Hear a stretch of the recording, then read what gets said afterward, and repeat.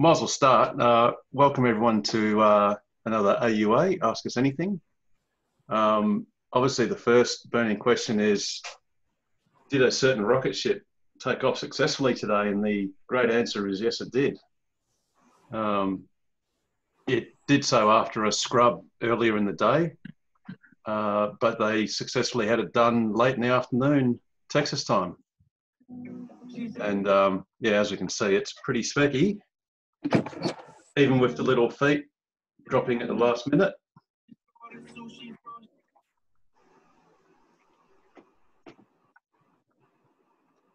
Oop, and there it goes, fully landed. Hey, Joseph. Yeah, so that was pretty good. Anyone else see that take off or, you know, watch it? No? Yeah, I did. It was awesome. Yeah. It was pretty good because, I mean, obviously what's in the background behind me is SpaceX's drone version, but all the other ones were all ground-based. And of course, the actual SN5 was obscured by all the dust when it landed, so no one really quite knew if it was still upright or what was going to happen next. And yeah, it was pretty cool to sort of see it slowly just emerge from the clouds or from the dust. And yeah, that was very specky. Very exciting. The next bit of news that I came across today was, you know, there's a lot of chatter about the Cybertruck and Elon Musk's interview a couple of days ago in the podcast where he was talking about... Is it coming to Australia? Right, so what he actually said was, and this is a paraphrased quote, he goes, "I made the executive decision to not make this a world truck, so it does not comply with a lot of specifications in the EU. It doesn't comply with the EU spec, it's tough. But that's okay, we can build a slightly smaller truck that does comply with the EU spec in the future. There is maybe some slight chance of getting a pass. Maybe we can get some exceptions to EU rules, depending on how it's classified. But we are really fundamentally making this truck as a North American ass kicker, basically." So, I don't know if you guys read Bridie Schmidt's piece in The Driven, and she was speculating or, you know, asking whether or not Australia will get the Cybertruck. And I heard Toby Hagen on the ABC's radio program this evening, basically concluding that since our ADR rules are mostly European based, that we basically won't be getting the Cybertruck. But I think the important thing that Elon Musk said is that either they can build a slightly smaller truck, which may imply that some of the rules he's referring to might be a European based size limit. And I mean, one thing we do know is that the F-150 is imported into Australia, and I think the Cybertruck is a similar size. So hopefully that means that whatever design rule that the Europeans might have might not apply in Australia. Or perhaps they're just going to do a slightly smaller version for the world market. But who really knows if that's going to take any longer, which I guess if it's a different version, it will. So I did check on the Tesla websites, and they're still taking reservations from Australia and from Europe. So I don't really know what that means. So who really knows? Well, because it's a truck, does it have to comply with car design rules, or the design rules for a truck or a ute are quite different from a car, surely? That's probably true. And I guess the main thing I'm thinking of is things like, I know the Europeans are big on pedestrian protection. And there was talk when the Cybertruck was first announced that, you know, how could you possibly make it friendly to pedestrians?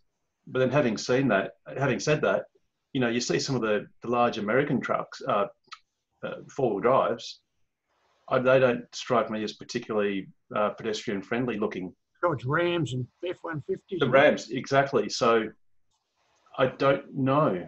So hopefully, perhaps sometime down the road, Elon Musk or Tesla might clarify what was said and give us some assurance that it'll be okay, and whatever they produce in the States will be able to be imported to Australia at least, because I guess in one selfish sense, we're the only people we care about at the moment. But anyway. What about your 2 and 3 ton trucks and all that? I mean, I can't see the problem. Well, one thing I'd add to that, well, just on that weight, there is, because when I was looking at whether the Cybertruck will get a luxury car tax exemption, it says in the rules that it has to have a carrying weight of over 2 tons. The Cybertruck only has a carrying weight of 1.5 tons. So the 3-engine one goes 3.5 tons, though, doesn't it? Not internal, like towing capacity, yes, but not actual carrying capacity. So I wonder whether if you're going to be exempt for some rules, like you're saying, if certain trucks are allowed to be sold or let, get let off some of the rules, maybe they have to have a tray carrying capacity of over 2 tons. That's the only. But I don't know anything more. It's not actually a tonnage rule. The rule that the ATO has now adopted is they basically count the number of seats. So in the Cybertruck's case, that's 6 seats.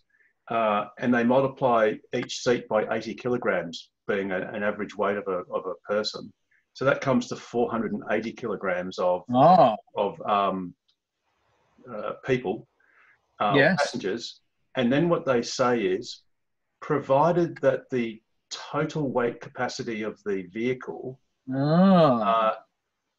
or should I say the part that's not the human part, so the load carrying capacity is more than the people carrying capacity, then it complies, or it's exempt as a passenger vehicle. And even combined, that would be over the 2 ton carrying capacity. Yeah. So say if it can carry a ton, which it clearly can, sure. Yeah. Then a ton compared to 480 it's greater than 480. So in fact, as long as it could carry more than half a ton, it would comply as a commercial vehicle, or at least comply as being exempt from LCT. Yeah. Okay. And therefore, I wondered whether there might be other things it was exempt from. Oh, right. Yes. I don't know. I guess it's kind of muddied the water a little bit with what he said, especially when he said he specifically wasn't going to make it a world truck. Do you know, I mean, something that I've wondered whether, I mean, it's clear to me that Musk's actual strategy for this is that he knows what the consequences of climate change is going to be. And he said, flippantly, but I always wonder whether there's more to it, that he said we want to be the world leader in, what was it, in extinction event trucks or something like that. But it was a tongue-in-cheek line. But I do wonder whether apocalyptic Nick. Yes, yes, that's it. For the zombie apocalypse, yeah. So I would be very surprised if the Cybertruck wasn't coming to Australia because of what he knows that we're going to be facing here over the next few decades. Yes, I guess maybe what he was sort of maybe alluding to is that he knows that the so-called truck market in the States is just so enormous that perhaps he's less concerned about the rest of the world at this stage. And initially he's just saying he's going to make the biggest, baddest so-called truck, in the US. And if that means that it doesn't quite comply with European rules at the moment, he doesn't care because he's angling for the US truck market. Which I get his point. The market in Europe for trucks or utes is actually quite small. The smaller cars, like the Renault Zoe and so on, are much more popular than utes and trucks. Whereas Australia is a bit like America. The utes and trucks go quite well here. So it may still come here, but he may have to change some of the design parts of it to comply. Yeah, you're right, Nigel. I think the Hilux was the most popular car in Australia in 2019. Yeah, I think it was. But yeah, all of us that are originally European, yeah, we know that. Yeah, the car, yeah, the market there for big pickups is, it's nothing like here.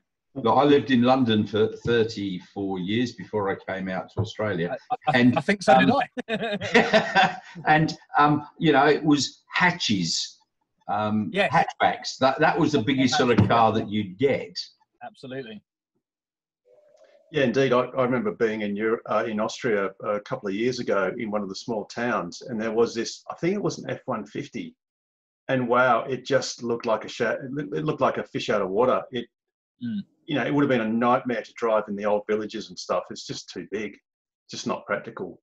So yeah, I guess you're right. I mean, maybe it's been overblown as far as our relationship with Europe and the presumption that if it doesn't comply in Europe, it won't comply here necessarily. So let's hope. I mean, they're certainly still taking our reservations. So let's hope they're doing that in good faith. And, I mean, on what? Sorry, Harold, go on. Yeah, go on, Richard. I just wondered on what criteria it would fail. I mean, obviously the emissions aren't going to be a problem. But what is it specifically? Do we know that it is an issue? Is it crumple zones or? It's a commercial vehicle, and they don't have crumple zones. You don't have crumple zones on F-150. It's a commercial vehicle. It's not a car. Yeah. Not only that, but I mean, you look at most of the utes in Australia; they've all got bull bars on. Now, those aren't pedestrian friendly. They're not pedestrian friendly by any way, shape, or form. I think the only thing it might fall down on is that it hasn't got crumple zones because it won't crumple, and it's damage to the other cars. We know that. That's right. It hasn't even got paint to scratch off. Roos can leave a nasty dent, no matter what they're made of. The cars are made of. Absolutely. Yeah. So maybe we just have to wait and see if any more light comes out of this rather than just heat. And obviously, Gigafactory, Terrafactory, Texas is going great guns. They're leveling that pretty quickly. And filling it. I don't know if any of you guys have seen the videos, but they seem to be pulling a lot of landfill from somewhere else and trucking it in. And there's like scenes where there's literally 4 semi-trailers following each other, in convoy, with a large load of whatever, fill material. But and I think Elon Musk actually said he was hoping, because he was asked what he'd like to achieve before he's 50, I think it was, which is next year. And I think he said something like it'd be great if the Cybertruck could start production. But I mean, he sort of expressed that as a bit of a wish more than a belief. But I guess I have to wait and see. The Model Y's been out in the States for 6 months. So it'll be interesting to see when we get that here. And I guess that might give us a clue as to how long it'll take to get the Cybertruck. Perhaps not late next year, the year after, 2022. Have you seen the size of the land plots of all the gigafactories compared? Mm-hmm. Yes. The Texas one is just huge. Although if you look at some of the drone footage, a lot of it's sort of marshy. Well, actually, it looks like they've actually used it to because there is a concrete batching plant there, and I wonder whether they've actually used some of that material to feed the batching plant, because if you can see there's a lot of stuff being dug out, and now they're actually trying to fill it back in. But it is, you're right, Richard, it's massive. It's almost the size of a couple of the other plots combined. And it's funny seeing Tilburg, which is itty bitty tiny little rectangle, which it really is. It's just one big building. Well, one not so big building, all the way to. What concerns me about that one is that they don't actually have the approvals for building it yet in Germany. So you're talking about the Berlin one. And in theory, if they don't get the approval, they have to put everything back as it was, including trees.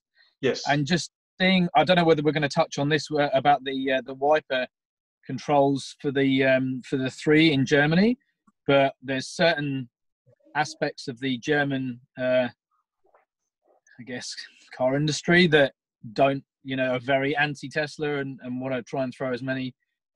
Sorry, I don't want to take us off on a tangent. If that was something else. No, we're good with tangents. It's all good. I'm good with them too. No, so there was a case that's been going on the last few weeks where a German driver in his Model 3, he was adjusting the controls of the wipers on his screen, and he ran off the road and got into an accident, and he got banned from driving for a month and a fine and all that. He then fought it through the courts, and then the courts have now declared that the wiper control on the screen in Teslas is illegal because it's not a control on the stalk. But I think was it on electric or Teslarati? I can't remember. But they said, well, you can actually do it via voice. You can. I think you can do it on the stalk. You can do you can just press the button from the left. Yeah. And drives. Yeah. So you can. So I don't know. So I don't know whether there's a certain judges in Germany are deciding that Tesla's approach is now illegal, and where that leaves, whatever they'll have to do to fix that. Richard, did you read that on electric? Possibly. It was either electric or Teslarati. Yeah, I've got to say, electric is quite disappointing the way they're reporting things. It's actually not quite true. Do you think Fred's lost it? Sorry? Do you think Fred Lambert's lost it? I think he's taken a bit of license with that story about the wiper controls, because I don't think it is. I don't think it has been banned in Germany. Ah, okay. Yeah. The guy was adjudged to have been touching an electronic device which caused his accident.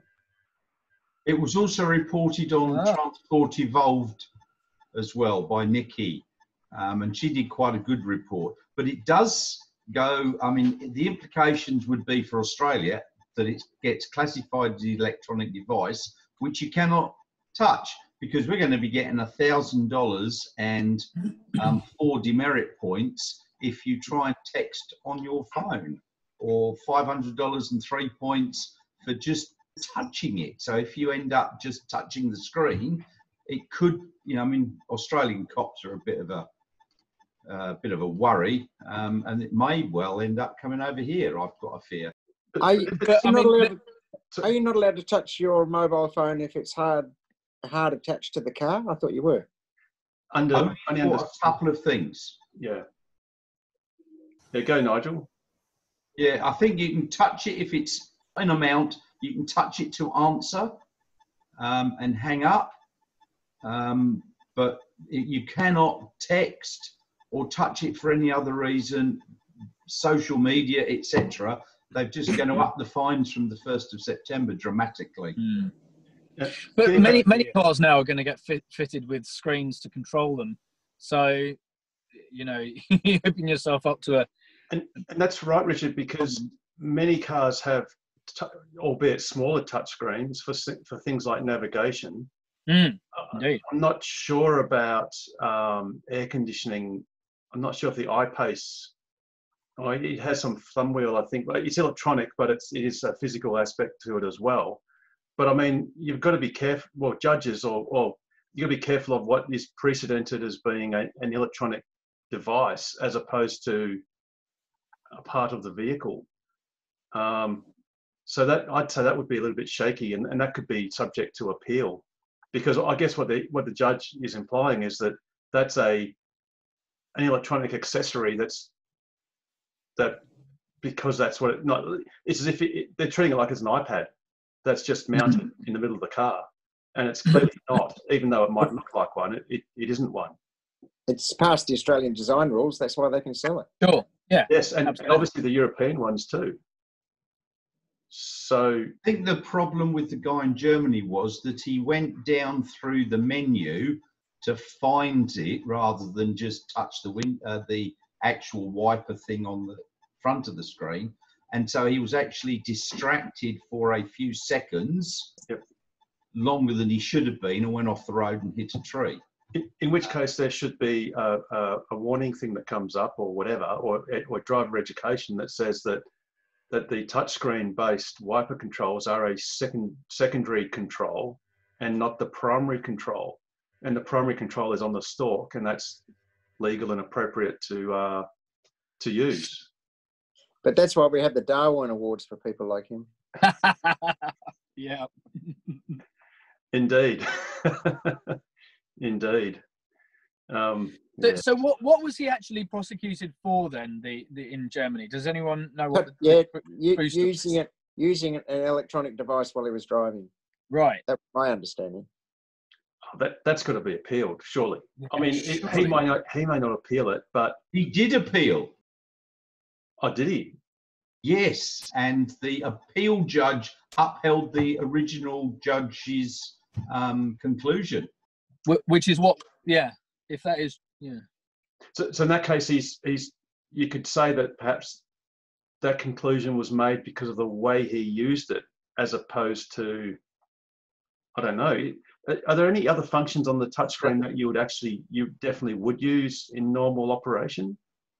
Well, the impression I got when I saw Transport Evolved's Nicky's report earlier today was that he went through the menu, or at least she kept going through, it's 5 levels deep in the menu, and he was distracted for long enough to go off the road and hit a tree.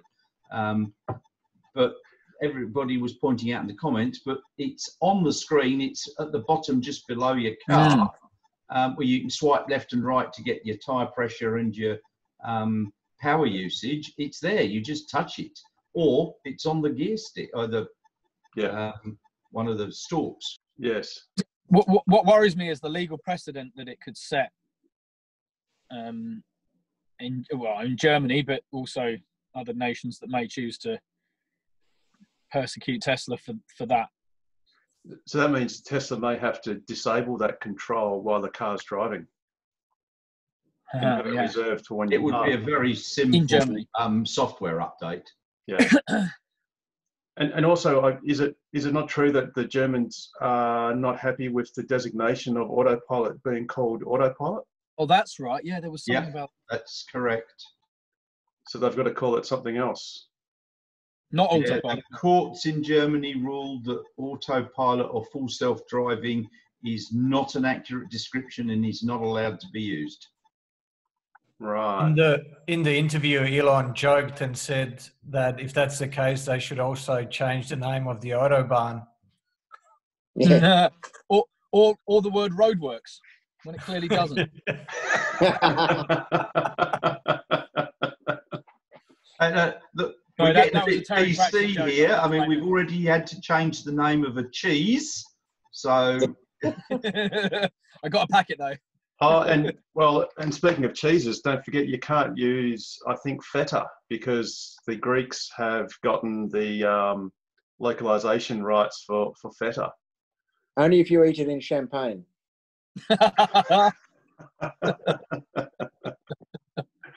With some cheddar cheese. Yeah, that's right. I guess we should try and get that localization. And how do you get it there? You carry it in your esky, right? Yeah. The world's gone mad.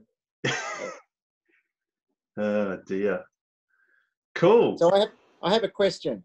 Yes. I'm planning to take my wife and myself down to Busselton for 3 days to spend with a friend, and then we're going to go off and just wander around the trees down to Walpole and Nornell up and around there.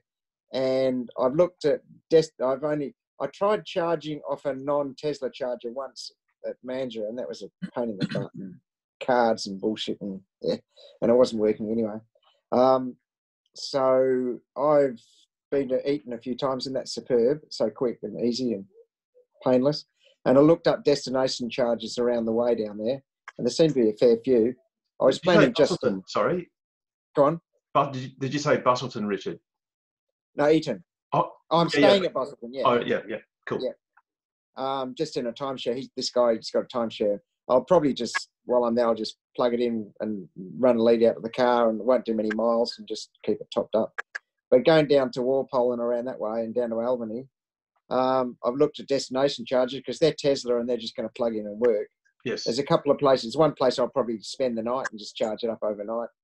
So I don't think I'm going to have a big problem. You got any thoughts? The Busselton shops, Busselton Central has a Tesla destination charger. So you could certainly top up there. And there's some in Margaret River, depending on where is it just a day trip? Or are you going to stay a night or something? Oh, we're probably going to go down, spend 1 or 2 nights down on the south coast. Because Richard, there's at the Busselton Central, there's 2 destination chargers, work brilliantly, right in the shopping centre, and there's many wineries down there as well, Margaret River and so on, that have got Tesla chargers. So there's a couple that have got EO, and you need to take a Type 2 cable. I've used them a lot.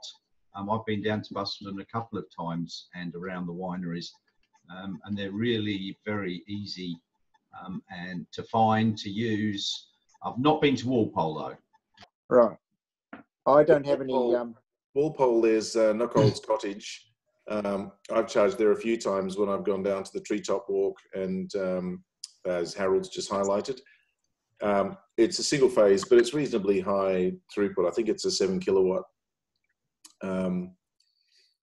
So it's probably one of my check-ins there some time ago, but yeah, the south coast can be a little bit of a pain. Denmark's a little bit of a pain, but Walpole is, if you're staying in Walpole, Knockhold's is great. Okay, I'll write that down. And they're happy for you to use it. If there's a cafe there as well, that is, if you eat there, they're happy for you to charge. But if you stay overnight or stay at one of those places, they're pretty good. Okay, thanks. Yeah, the one at the Caravan is really low wattage. 3 kilowatts, yes. Yeah. Oh, it actually says not in. Oh no, that's an old check-in. Yeah, so that shouldn't even be there. But the one at Knockhold's, which is on the main drag, is really good. I've used it a couple of times. And how fast is that charger? It's a 7 kilowatt charger. Oh, so cool. Yeah. It's 32 amp single phase. Right. That's a destination charger because I haven't got It any is. extra cable. Yeah. It's a Tesla destination charger. You just roll up and plug it in. Yeah. You can borrow a cable from the club, Richard. So Type 2 to Type 2 for the trip. So there's no problem. Yeah. You've got plenty of stock. So how do you get hold of that? Just send an email to secretary@tokwa.org.au. Right. And Okay. And then we'll get it to you, or we'll have it available for you to pick up. Okay. Don't forget, Richard, you can use your UMC, your universal charger, and just plug it into the 10 amp overnight if they let you. I'll probably do that. Yeah. Cool. Yeah, I've got a question. Is it worth me buying an EVSE as I've only got a 70 kilowatt car with only one charger? I read somewhere where it's not worth doing it. Is that correct? Well, for instance, if you were to look at, say, a juice booster, which can put out the full 22 kilowatts, in your car it's pointless, John, because you can only draw 11 kilowatts. Yeah. So really you've got the old generation 1 UMC. So I don't know whether you've got the Euro adapter and whatever to hook up to 32 amp, to hook up to a 32 amp plug. But if you do, then there is literally 0 point in buying any EVSE of any kind, because it won't gain you extra charging ability. The Gen 1 UMC will put out the maximum current that your car can draw. So unless you stick a second charger in it. Yeah, well, that costs more than the EVSE, so. Exactly. So, it's a bit of a zero sum. Yeah, I've got access to 32 amp cables because I bought a quarter share when they first came out with the little adapter and the 20 amp and the 32 amp. David Boyd's got them right now, but I can borrow those. Yeah, you can't at the moment because he's in Kununurra. Yeah, that's right. He's got them. Yeah. Yeah. That's fair enough. But if you go on any other trip, John, you can certainly borrow one of ours. So we have a couple of UMCs that have been old UMCs that have been connected to 32 amp plugs. So that's something else that you can borrow from the club. Okay. Now, on the weekend, I was down at Dumbleyung, and there's a place called Mary's Cottages, which is 35 kilometres towards Lake Grace. And she wants to put in electric car charging. And they operate off solar panels with a battery backup. Yep. And they've also got a generator backup. So what can we do to get them motivated? How far from Lake Grace? It's 35 miles east of Dumbleyung. It's about halfway. It's near Cookwood. Oh, okay, right, okay. Because, I mean, one thing I was going to say is that Lake Grace is actually going to get a Tritium 50 kilowatt charger. Is it? Yeah. So Any minute now, Pete. So having said that, if they are on solar effectively and diesel generator, as much as it pains me to say it, they would be the less ideal place to have a car charger, really. I mean, it's awesome that they want one. When you stop at the cottages, you can charge overnight. Yeah, well, that's right. I mean, as a accommodation destination, that's a perfect place to put something like that, because exactly right, it doesn't need to be a high speed charger. As long as it's there as a convenience, it'll encourage people to stop there. So that's a really good reason for doing it. So they can just hop on the Tesla website and you go into the charging section, and they can actually just apply directly to get a HPWC supplied for free by Tesla. Then all they need to do is arrange for installation. She wants to have it for all electric cars, you know. If you had a 15 amp power, it's ideally situated because all the units have got a fairly high powered air conditioner outside. And you could just tap in, if they're three phase, you just tap into that. And that's where you park your car, next to the air conditioner. And you could just plug it in straight away and charge overnight. It'd be good. I guess then she'd have to ask Tesla for a HPWC that's compatible with other EVs if they're prepared to do that. Joseph's on and he knows that best. Are all of the newest HPWCs incompatible with other EVs, Joseph? Yeah, I believe so, because they're like 0203 dash whatever number whatever letter it is. Yeah. Unfortunately. Cool. So perhaps Tesla's not the best source of that, John. I would have thought of 32 amp plug or something like that attached to the. Well, I guess if that's the case, you know, a 15 amp outlet would be ideal. Is going to get you with a UMC, at least with the Model 3s. Sorry, with all new Teslas that are about less than a year old. They all have the new generation 2 UMCs that have a 15 amp tail provided. So perhaps at its most basic, a 15 amp socket is pretty good for overnight charging, particularly since they're not that far from Perth, and you know, you're between Lake Grace, which is going to have a fast DC charger, and you're not far from Katanning, which already has one. So perhaps the simplest is, rather than them going to the bother of putting in an EVSE, they just simply provide perhaps a 15 amp power point, which is quite an inexpensive thing to do. I mean, they're barely slightly dearer than a 10 amp power point. Yeah. Or if they wanted to go the next level, they can just go with the 32 amp, you know, 3-phase 5-pin. Absolutely, yes. That'd be the way I'd recommend. Yeah. Yeah, at the most basic, and you don't need to have one at every cottage or whatever. You just have one of them. Yeah.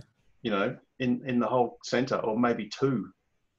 Yeah. It's just a shame the prices on these little wall mount connectors haven't really come down. Tesla kind of disrupted that a bit by kind of flogging them for $500-600, which is by far the cheapest one that you can pretty much buy retail out there that I've been able to find. I mean, you can get the EO Minis for about just under $1,000, but they're $950.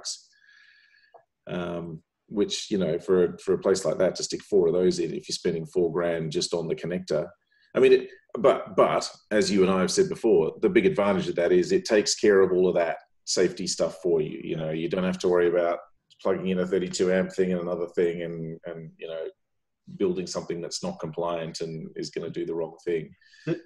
There may be, depending on the location. So say if it's a new location that is in an area that sort of particularly needs that kind of charger, there might be some local WA companies that might provide some chargers at a very reasonable cost. No, I reckon a 15 amp power point would be more than ideal. Yeah, well, you can certainly suggest that to her as an initial step. I think you know, they're completely off grid. Completely off grid. They're totally self-contained. Yeah, and if we're talking about people charging overnight, you know, 3 kilowatts is heaps. You know, that's fine. Yeah, that's what I'd suggest to her then. She could stick them on every air conditioner. Just tap into the air conditioner power. The power's already there. Or John, just do it on 1 or 2 because at this stage, she'll get 1 EV at a time. Yeah. And she can just reserve that cottage for EVs. Yeah. She can have that as the one that's least rented out or the last one that she provides. Yeah. And, Okay. and, you know, and as we all know, we don't mind parking cars next to someone else, or you know, we'll park a car anywhere there's a power point or power. So you know, we're not fussy as far as having to park outside of our cottage or whatever. Yeah. Okay. Cool. Anything else from anyone else? Any news or? I've got a question. Yes, John. Is anybody having trouble getting PlugShare on Windows 10? Oh, there was a login thing or something I thought I saw, but I kind of just ignored. I think I had to log back in or something. I had to put my credentials in. Well, I can get it up, but when I look at what I get on my iPad, it's totally different. And I was just looking at going on trip to Collie, and it shows Collie, and that's it. No information and nothing else. And yeah, if we go to my iPad, it gives all the stations on the way down there and the whole information of where to get to. And I just saw that thing from Joseph from the beginning, or last month it was now. The most important thing you got to check is this filter up here, John, where, sorry, I'll just get back to it. I'll get out of that, which is the plugs. You've got to make sure, because for argument's sake, if you had something like that, you're going to see very little, which is just a J1772. So you've got to make sure that your plugs are suitable for your car. So you need to have supercharger Tesla. If you've got a Type 2 to Type 2 cable, you do the Type 2. If you've got, actually, sorry, there's also, you've got to go show all, you've got to show all, because you've got to also include Caravan main socket for your UMC if you want to do that.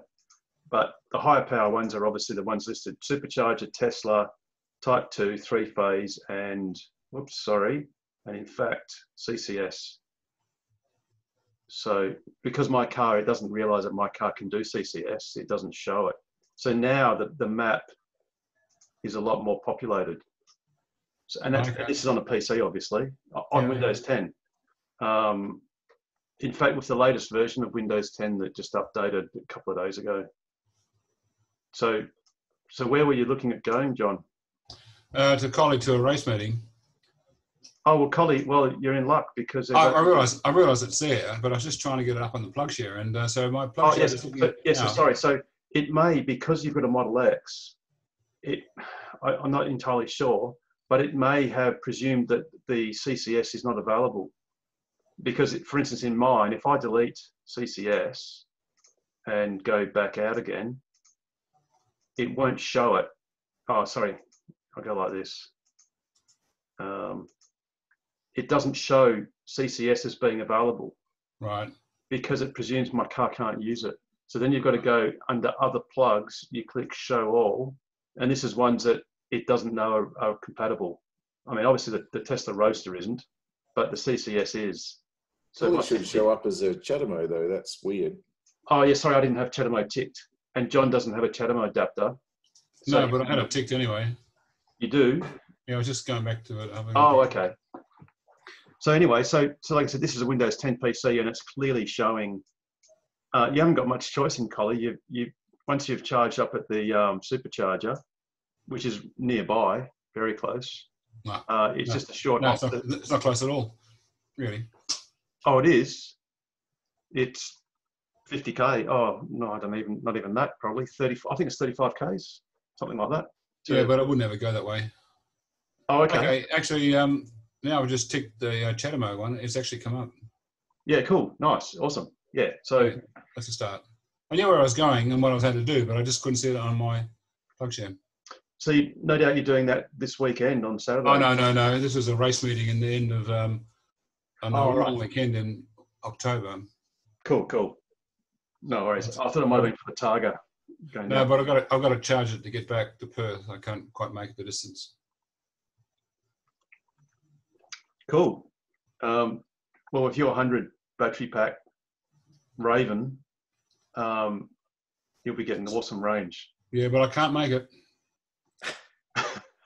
Not towing a race car.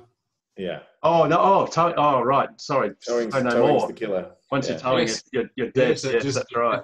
Just gobbles it up. Yes. Indeed, you do. Yes. So I have to pay my trips a bit more. So Okay. John, why wouldn't you stop at Eton on the way home? Which way do you come home? Because I did this a couple of weeks ago. I just go down the Southwest Highway from here, or I could just go down the freeway. But Eton's to the west, and I'm going to the east. It's not far. I did this trip a couple of weeks ago. It was great. Went down, charged up at Eton. I'm still getting my head around not being able to put my foot down and go 1,000 k's. All right, 1,000 k's with a trailer on, mind you. I can go to here to Bunbury and back with a race car on the back, and wasn't an issue previously. Well, if you fit your trailer, you drop the rear wheels of the race car onto the drive, onto the road, and get it to push you, you'll get your 1,000 k's, mate. No problem. Yeah. What sort of car you got in your race? This one's a Formula Junior, Lotus 18 Formula Junior. Oh, I've played with Lotus. I've got a Lotus Elise. I'm now selling it after stripping a lot of engine out of it, and yeah. So John, I've been doing Ollie and done nasty things down there. Yeah. Sorry, I'll get off. The distance from Eton to Collie is 50 k's. It's not that far, so you can fill up at Eton, go to Collie, do all your stuff, go back to Eton, fill up, and get home. Easy. Yeah. Oh, yes, that's fine. But I can just go to Collie and fill up the Collie and just come straight home anyway. So it's not an issue. I was just trying to work out how the PlugShare wasn't working. Yeah, cool. Yeah, I've got another question here too, and maybe it doesn't affect anybody else, but there's a lot of items in the car that I can tick to use on the screen. Yet when you turn the car off, they all cancel, and when you start the car again, you got to go and tick them all again. And the one that really bugs me is the trailer mode, because if I've got a bike rack on the back and back out of my drive, the car goes berserk. And yet, so I tick trailer mode and it's fine, but then every time I turn it off, I've got to tick it back on. And that's not the only one. John, do you use Easy Entry? Yes. Because what will happen is if it's flicking between those two accounts, it will change everything back to, so say it goes to Easy Entry. I use Easy Entry. And then I go, well, why is that not captured my setting? But it's because it sets the Easy Entry profile and everything's set under that, or everything's set under your profile. No, I changed the Easy Entry to my profile. Okay. So that I don't have to change the seat every time I get in the car and things. In what way, John? You mean you use it? Have you selected Easy Entry as a mode? I can't remember what it was now, but I now have my own mode works as an Easy Entry. If you try and just untick Easy Entry as a feature, then I think what Richard is saying could be quite plausible, especially with trailer mode. Because I've had experience with trailer mode in the same sense as you, where I've disabled it so it goes orange color. I think it's to disable, or blue. I can't remember which way you want it. It goes blue, but it's in trailer mode. Yes, but that's absence of trailer. That's indicating, is that? No, that's if you've got a trailer on in my car. Oh, sorry, yes. So you want it on amber, on the orange mode. No, well, if it's not on, there's nothing there. I get nothing. So if I hook the trailer on, I get a blue mode in a little caravan. It's just that when you have a bike rack on the back. Yeah, so if you've got a bike rack but with lights connected to the bike rack. Well, no, my bike rack just goes onto the. Okay. Yeah. Okay. I see. 2x2. Yes. You want orange. You want the orange mode, which is it basically it suppresses the rear what's the names, but still allows you the rear sensors, but allows you to ultrasonic sensors, but allows you to use autopilot normally. Oh, I thought that autopilot was or auto steer was disabled when you were towing. No. There's two trailer modes. There's like a bike rack, but the car can detect when a trailer's connected when it's got a type of light or tail lights that it likes. Yes. Old-fashioned old-fashioned globes, incandescent globes. And John and I have spoken a couple of times about the fact that LED lights don't necessarily always get detected by the car. No, they haven't got the same resistance. So, so there's a trailer mode where you can enforce a trailer and tell it, I have a trailer, even though you can't detect it. And that's right. Mode. That's what I have to do with the bike rack. Yep. And then there's another mode, which is I have a bike rack, or you think I have a trailer. You can detect a trailer because something's plugged into the trailer harness, the electrical harness. Yeah. But it's only a bike rack, so therefore it's safe to do autopilot. Yeah, sure. I don't have my bike rack doesn't cover my light, so I don't have to worry about it. Yeah. So you have a manual override both ways, depending on what. Yes, that's right. Yep, and the manual override does survive you getting in and out of the car and parking the car. I don't know if it survives overnight, but I know it survives at least for a couple of hours. Well, it won't survive on mine at all. Okay, well, I think Richard's theory of easy entry intervening in between as a setting, I'll have a look. That's transitory, might reset the trailer mode setting. So yeah, do try and just suppress trailer mode. Easy entry, and that might solve the problem. At least that problem. Okay, I'll try that again. And then I guess it just needs to be another feature request to Tesla that says, "Hey, can we make these frangible modes survive easy entry?" Well, that's right. There's a few other modes there as well. When the stability mode and a few other things that you want to turn off for the autopilot. Yeah, well, I think stability mode is. I think that's actually transitory. I don't think that survives turning the car off. I think every time. Yeah.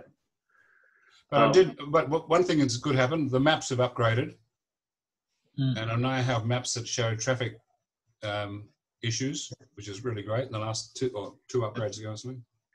Actually, it's funny you speak about map upgrades. One thing that really surprised me was my map is 2020.24, but since then, the south on-ramp to the freeway off Manning Road was opened. And when I did a navigate to somewhere south, it actually navigated me onto that new on-ramp, even though that was well after the 24th week of this year. So that's almost implying that the map update isn't used for navigational purposes anymore, the map data. So they might be doing that purely online, like live. Whereas in the old days, it was definitely if you had an old map, it would take you the old way.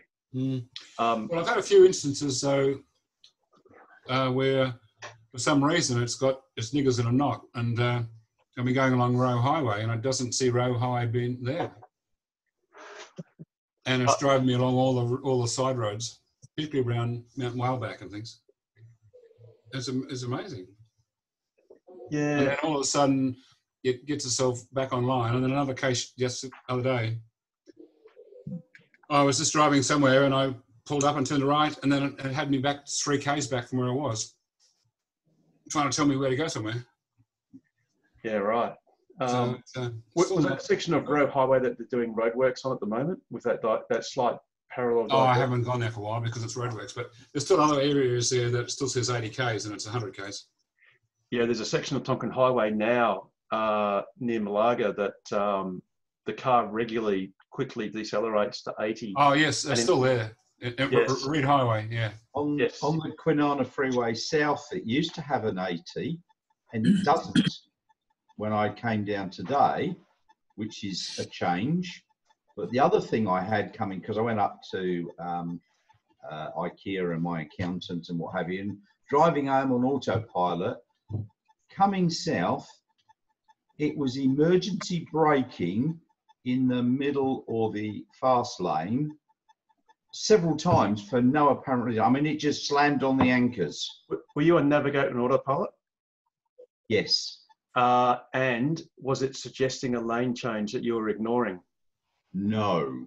Oh, okay. It was going past a vehicle on the inside, and both times or three times it slammed on the anchors, much to the consternation of the people behind me. Yes, I bet it turned that vehicle white. On the screen, I mean. Sorry, I'm sorry, Model 3 didn't have them as red or anything. Yep. I mean, I was more concerned about what the bloody hell's happening, put my foot on the accelerator. But no, it happened 3 times on the way home. And I think each time there was a car on the inside, but it wasn't changing lanes or anything. Unlike the other day when the car was changing lanes and I had to slam on the anchors. So I don't know what's happening with it. Actually, Nigel, I had a situation earlier this week. It was the second time it's happened. What I will often find is I'm driving on autopilot, and then I'll override autopilot, not by pressing the brake, but simply by correcting the steering wheel, which leaves cruise control on.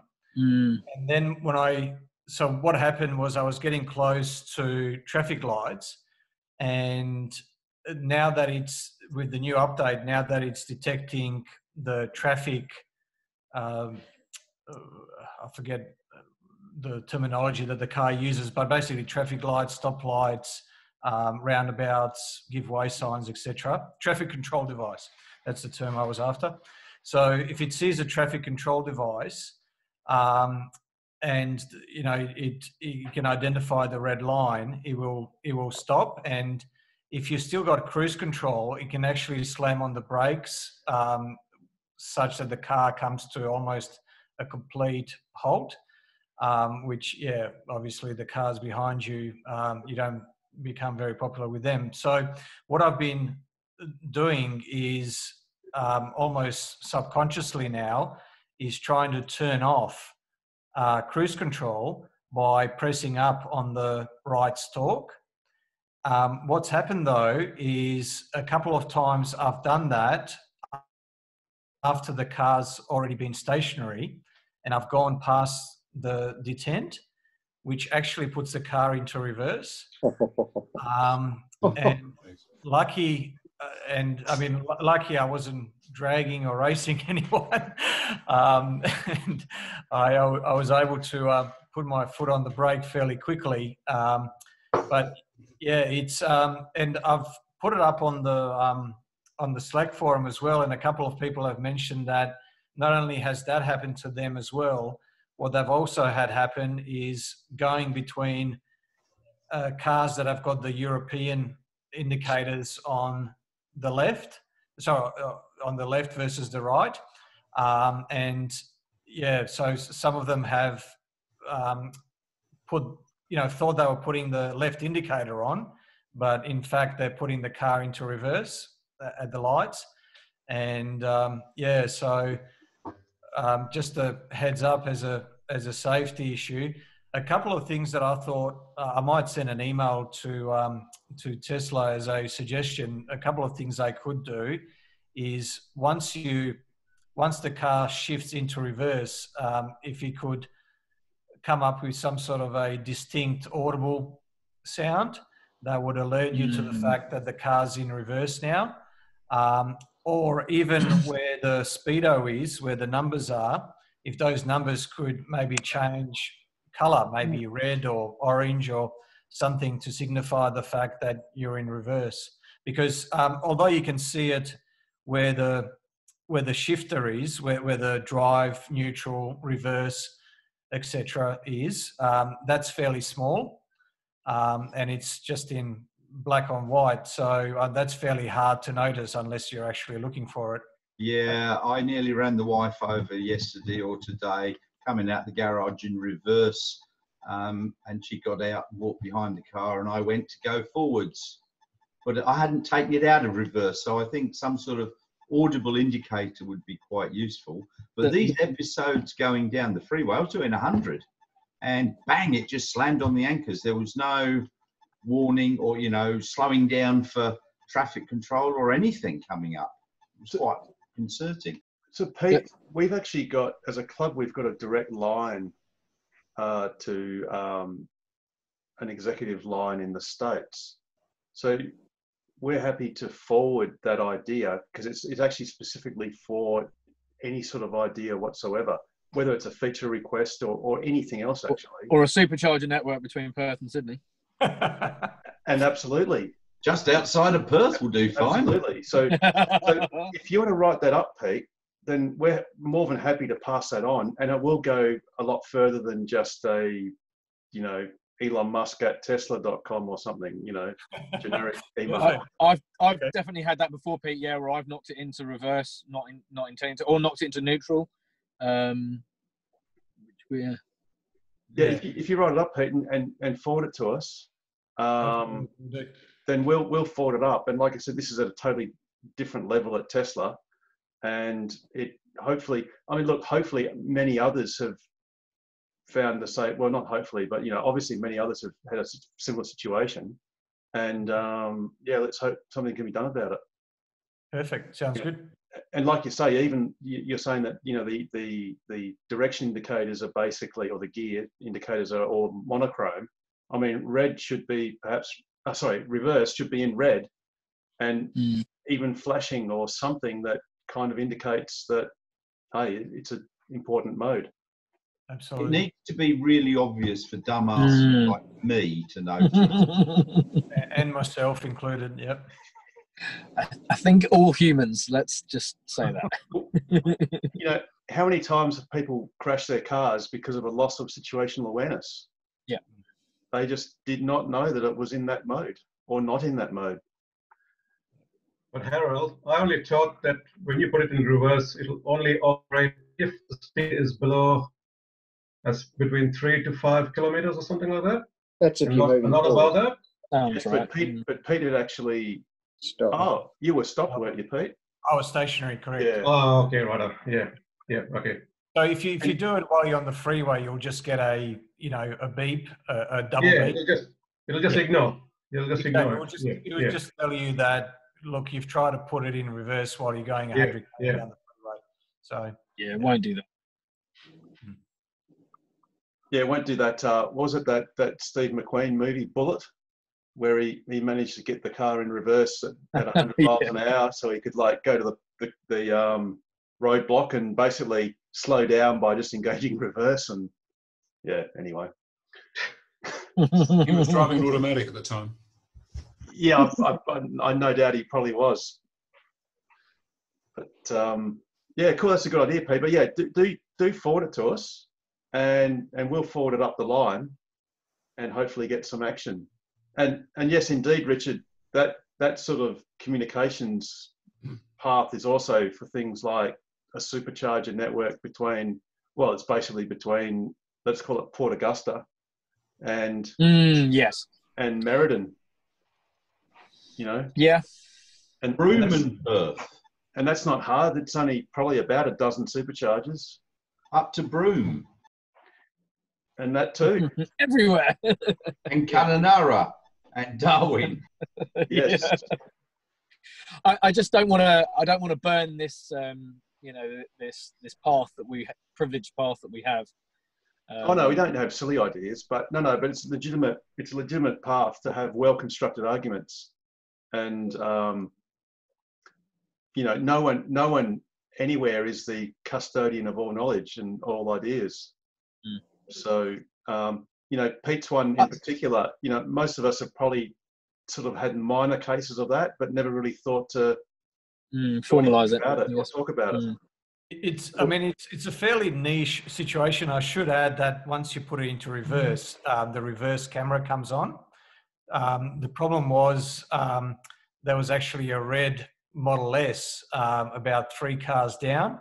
So I had the reverse camera on while driving because I was having a look at it. The only distinction that I found, at least because I'm not sure if I've got that turned on or not, but once you put it in reverse, you get the guide rails, the white guidelines. So that's the only distinction apart from the little R versus the little D.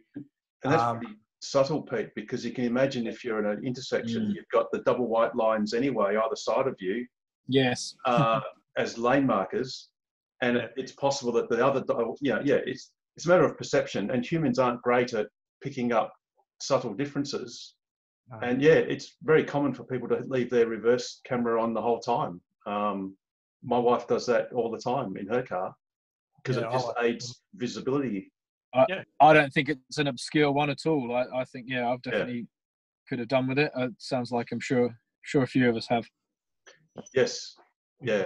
And I guess, Pete, you must have had your foot on the brake, I presume. Yes. As opposed to like hold, because I think if you have hold, I don't know if it goes into reverse. But it does. Does it? Actually, it does. Yeah, you're right, Richard. Because because you can put it into reverse even if you're scrolling. Yeah. So I think 5 kilometers an hour is the threshold. Yep. Above which it will ignore you trying to shift the car into reverse. But anything lower than that, it will shift into reverse.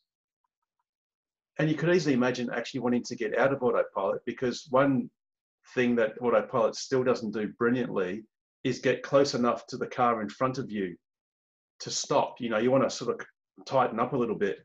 Yeah. And you can do that by sort of sneaking the accelerator a little bit. But it's a pretty jerky ride that last couple of meters. Right? Yeah, you got to really do it light before it sort of has little panic attacks and slams the brake on. Yeah, cool. No, good scoop, Pete. It's a definite issue, and we're paying the price of being early adopters. Let's face it. Indeed. That's great. I wouldn't call it paying the price. No, that's great. Enduring issues. It's undocumented features. Undocumented features. That's funny. Oh dear. I actually have a question. If we've got nothing else more pressing to talk about, so I run 21-inch grey turbines, which are great, and I love in Perth metro area. But I do want to get a set of 19s for doing road trips, and I have been trying to keep my eye out for the 19-inch proper Tesla Aero wheels, which seem to come up every once in a while from the States. But I also thought, well, I'm looking at a bit of money to buy them and then ship them over from the States. I just wondered whether anyone else might know of a good low aerodynamic resistance set of wheels that would be easy and cheap to buy here that I could use as an alternative. I'll tell you my story. I can't really help you with that, but I got my Performance Model 3 and I took the kids out and the wife out for a drive, went over a curb and ruptured a tyre after 5 kilometres. Oh, yeah, right. So it was on the flatbed, and half an hour or an hour later, it was back on the flatbed. And anyway, so my wife said, I'm never going to the country with this car. So I bought some 18-inch T Sport lines and got the spare tyre, which is the whole kit. So right. So I've got some 20-inch brand new wheels up in my attic that I'll put on the car when I sell it.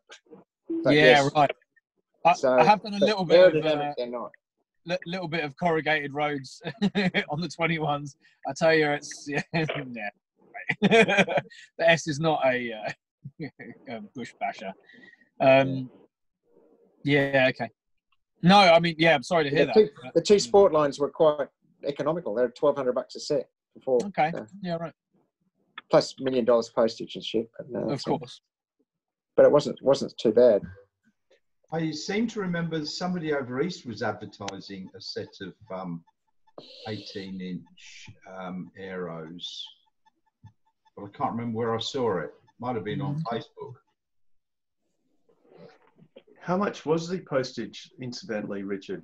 It was about, I think it was about $400 or something. And I had, you can't put the 18-inch arrows on mine because they got the performance brakes. So yeah, of course, yes. Yeah. Yeah, something we're actually looking at as a club is trying to procure a solution for performance Model 3 drivers as a spare tyre. Well, that's what I've got. I've got the what do they call it? Spare tyre. The whole modern spare, and it comes with the tyre, the wheel, the jack, yes, everything, wheel studs, everything. It was about $1,000 all up, but my wife said she's not going in the car unless I get one, so I did. I seem to remember John Edwards had an issue with his Race Preps 3 with the same issue. I can't remember what he was saying as a solution now. Was he at John Fowler's at Wheels World? I don't know. Oh, because I was there doing something, and there was a Model 3 Performance that was going up on the track. It's got to be like that weekend, and he said he'd had these wheels put on, and there was a rattle. And I said to John Fowler, I said, you know, you can't put standard wheels on the Performance. He said, no. So I pulled one off, and it was a standard wheel, and basically the wheel was just rattling around. It was about to break off. So he could have killed himself. Far out. Okay. He didn't know that they were hub-centric, slightly different to the standard wheels. Yeah, right. So that was a lucky one. I saved him there. Good on you, mate. Yeah. Because I happened to know. Yeah. So that was fortunate. But he missed the race, mate. So it's better than dying. Yeah. Slightly.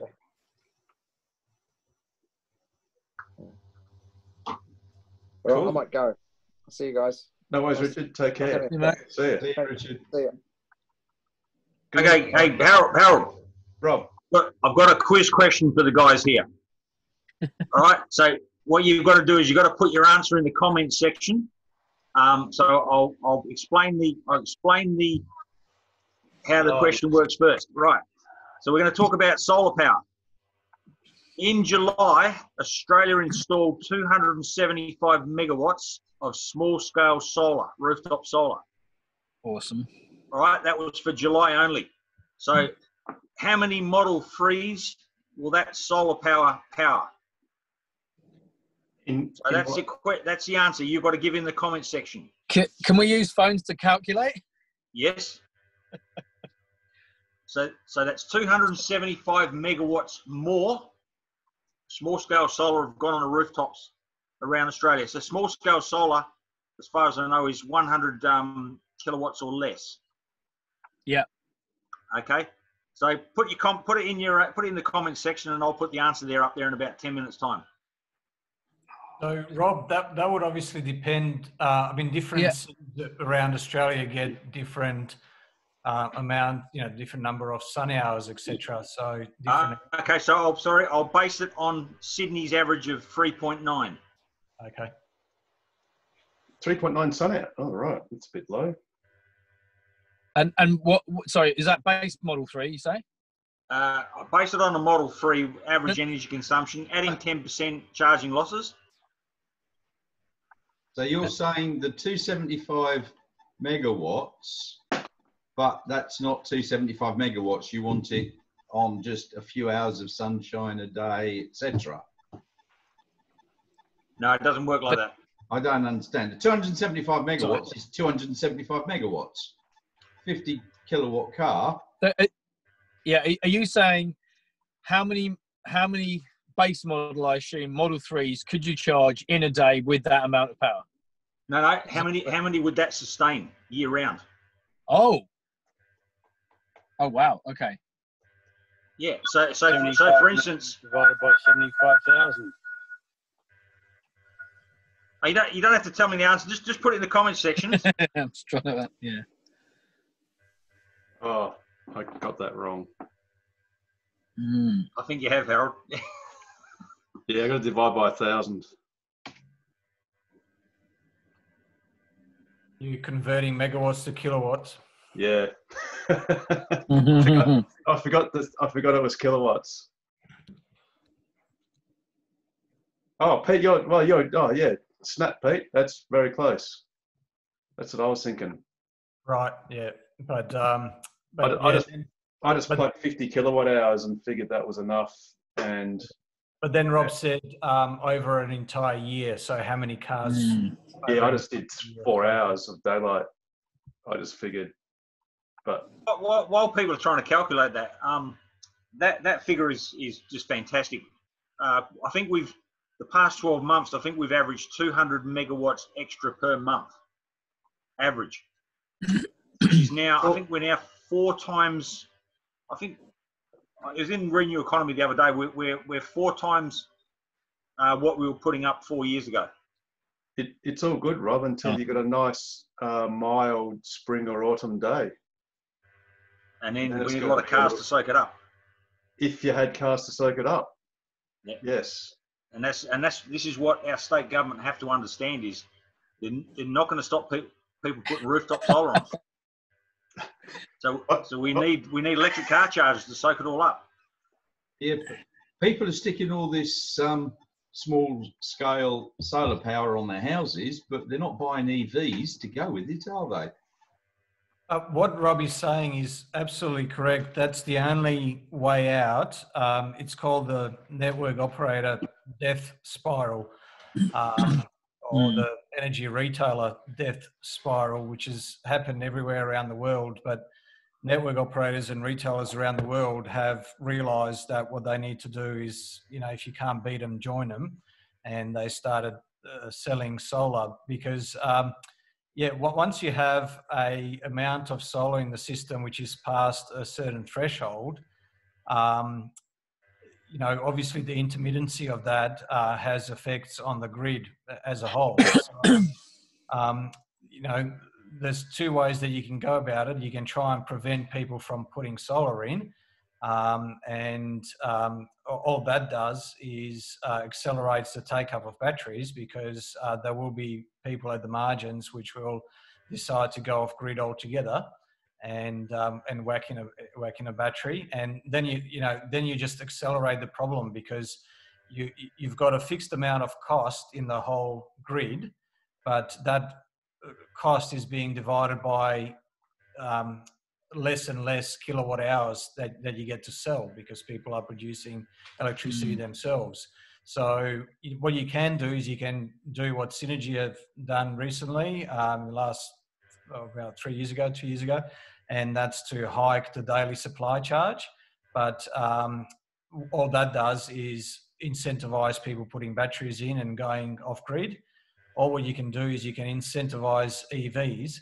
At the moment in WA, the limit is a 5 kilowatt inverter if you still want to be eligible for the 7.13 cent buyback rate or feed-in tariff. So 6.6 is a soft limit.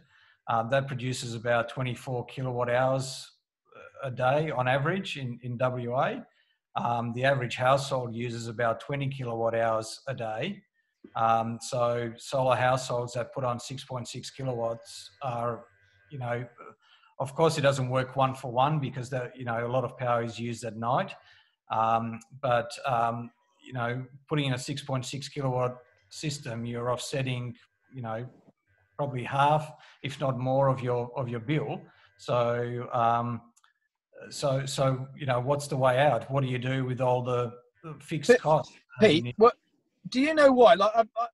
To me, it seems simple. Why wouldn't Synergy say, okay, you can have cheaper power between the hours of 10 a.m. and 2 p.m. and say, okay, you can have it for 10 cents a kilowatt hour then, because we've got so much solar supply then?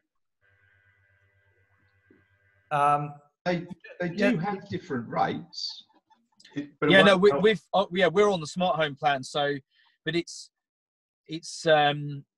expensive power from 3 p.m. to 9 p.m. It's about 50 cents a kilowatt hour. 7 a.m. to 3 p.m. is 26 cents a kilowatt hour. But it doesn't. But then overnight is cheap from 9 p.m. to 7 a.m. where it's 15 cents a kilowatt hour. But what I don't understand is why we've got all this solar being produced in these very predictable parts of the day. Why don't they just say, well, all right, well, we'll sell the, you know, we'll allow you to use that power cheaper. I mean, people will then set their pool pumps to come on at that time. Electric vehicle owners will set our cars to come on at that time. I don't understand. It's when industry uses a lot of power, so that's obviously when true go to work. So I mean, you know, power is still expensive during the day, even with all that solar in the system. But all that would do is just sort of kick the can down the road for a little bit longer, because people would say, well, okay, solar's come down in price enough now.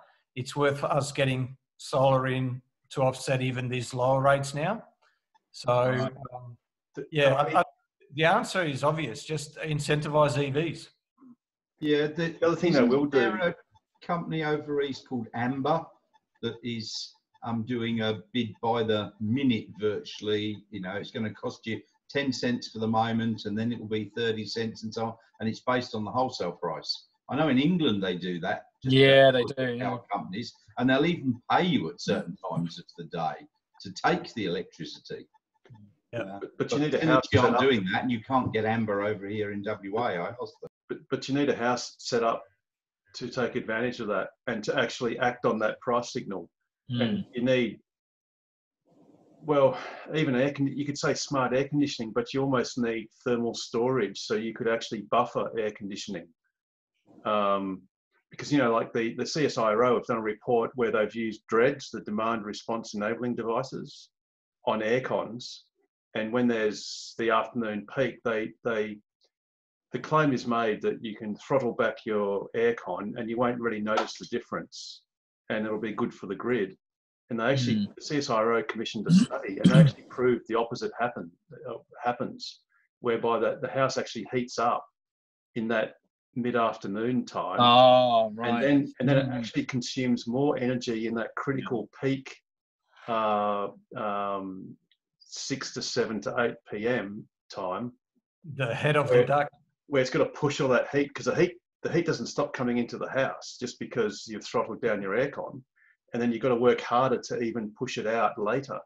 But getting back to one of the grid solutions, you could do the Californian solution, which is to make the inverters susceptible to frequency fluctuation. And then they actually deliberately allow the frequency to shift according to whether there's a surplus or a shortage of energy. And then the inverters, the solar inverters, actually throttle down, which means they're actually wasting the solar. It's just not being converted to electricity. So that's allow you to push it into your own batteries. Well, and that's obviously the obvious solution too. But I have another. How many desal plants have we got connected to this? 2. Can we not just crank them? They do. They actually make water in winter and pump it to one of the dams. I forget which one, to utilise the cheap electricity.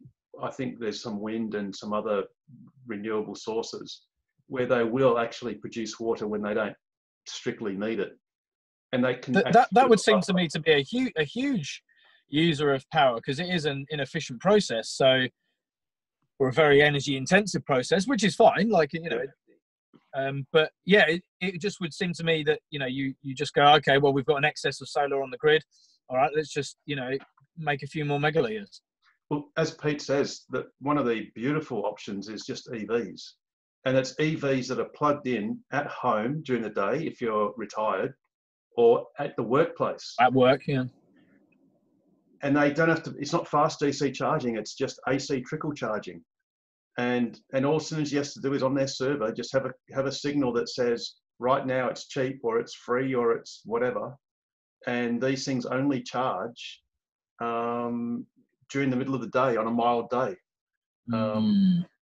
You know, that's a big, like, I mean, obviously we're all converts to this idea, but that's a lot of infrastructure to go into, you know. I mean, yeah, sure, you could do it, you know, if they said, okay, all the businesses in Perth, you know, imagine doing that. You're following the production. Yeah, exactly. And you're sticking that into your car, you know, while your house is doing other things. That's what they want to happen. to almost individual workplace solar installations, home installations, and similar. On this subject of solar, Pete, maybe you're the best person. So yeah, we just installed a 5 kilowatt inverter, 6.6 kilowatt inverter, but it's not enough. We particularly on winter days, can I stick another one on? What's the Western Power likely to? Are you single or three phase, Richard? Single phase. Yeah. So yeah, look, you can go up to. I think we covered some of this last week. So you can go up to 10 kilowatts per phase. So single phase, you can go to 10 kilowatts. Generally speaking, there is basically a fast approval process if your inverter is no bigger than 7.2 kilowatts in total, your inverter capacity. But look, as soon as your inverter goes over 5 kilowatts, you forfeit your 7.13 cents. That's fine. Yeah. So, yeah. But yeah, absolutely. There's no reason why you can't, can't whack another 5 kilowatt with another 6.6. I apologise for going over this again. I just didn't quite understand. Maybe it just didn't cover all of my questions last week.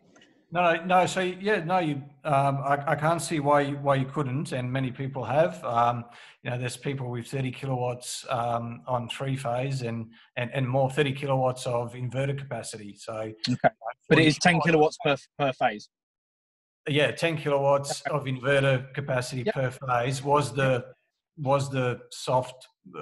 hard limit a long time ago. They have brought that down further.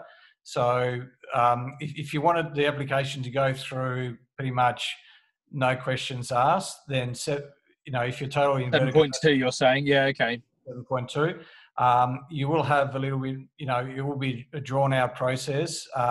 Now, of course, that's assuming you're not on the fringe of the grid anywhere and you don't have any transformer issues. So with the transformers, and Harold, you might be able to correct me if I'm wrong on any of this, but my understanding is that the older transformers, the way they were designed is they were designed to basically bring power to the consumer, to the homes. So only roughly about a quarter of their nameplate capacity was reserved for exporting power back into the grid. The modern modern transformers can go bi-directionally, pretty much the same amount both ways. But if you have an older transformer, or if it's a small transformer, or if it services more houses than average, or so there will be a transformer capacity issue potentially. You're in Freo though, aren't you, Richard? South Freo, yeah, right in the middle of it. So you shouldn't have a problem. So it's fairly metro. So you put your application in, it will take a bit longer. Just be prepared for it to take. No, that's fine. Well, actually, it's good that I'm having this conversation now because we're going right into summer when not really going to need it. I just want to have a kind of plan in place before going into next winter. So if it is something that takes a long time to do, that's kind of fine. Can I apply for it myself? Is that?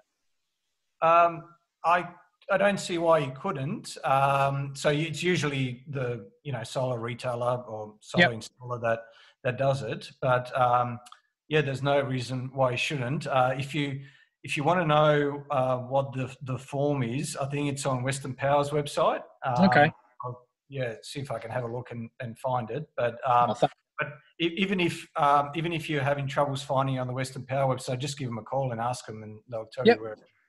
But there's no reason why. One of the questions on the form is you've got to nominate your installer. So for a name of the installer. To be honest, I don't mind going through the installer, but they seem to be very, very quiet at responding to my emails asking these questions. In fact, completely silent. So I don't know whether it's not interested or. I've had huge troubles getting solar late last year. They just weren't interested. They wouldn't reply to emails. One of them wanted to talk me out of having a battery. Okay. Yeah, I know. I told him to piss off. Yeah, damn right. Well, I actually said something else. Good. Yeah. This is a family program. Yeah. I just could not believe that all these places that were advertising just were not interested in installing a 6.6 kilowatt solar panels, a 5 kilowatt inverter, and 13 kilowatt battery. How strange. It's a fairly standard setup. Absolutely. Here's another funny one. So my mum's a climate change campaigner back in the UK, and me and my sister completely renovated her house with no gas, air source heat pump, two solar arrays. What was available at the time was a Powerwall version 1, so that's gone in.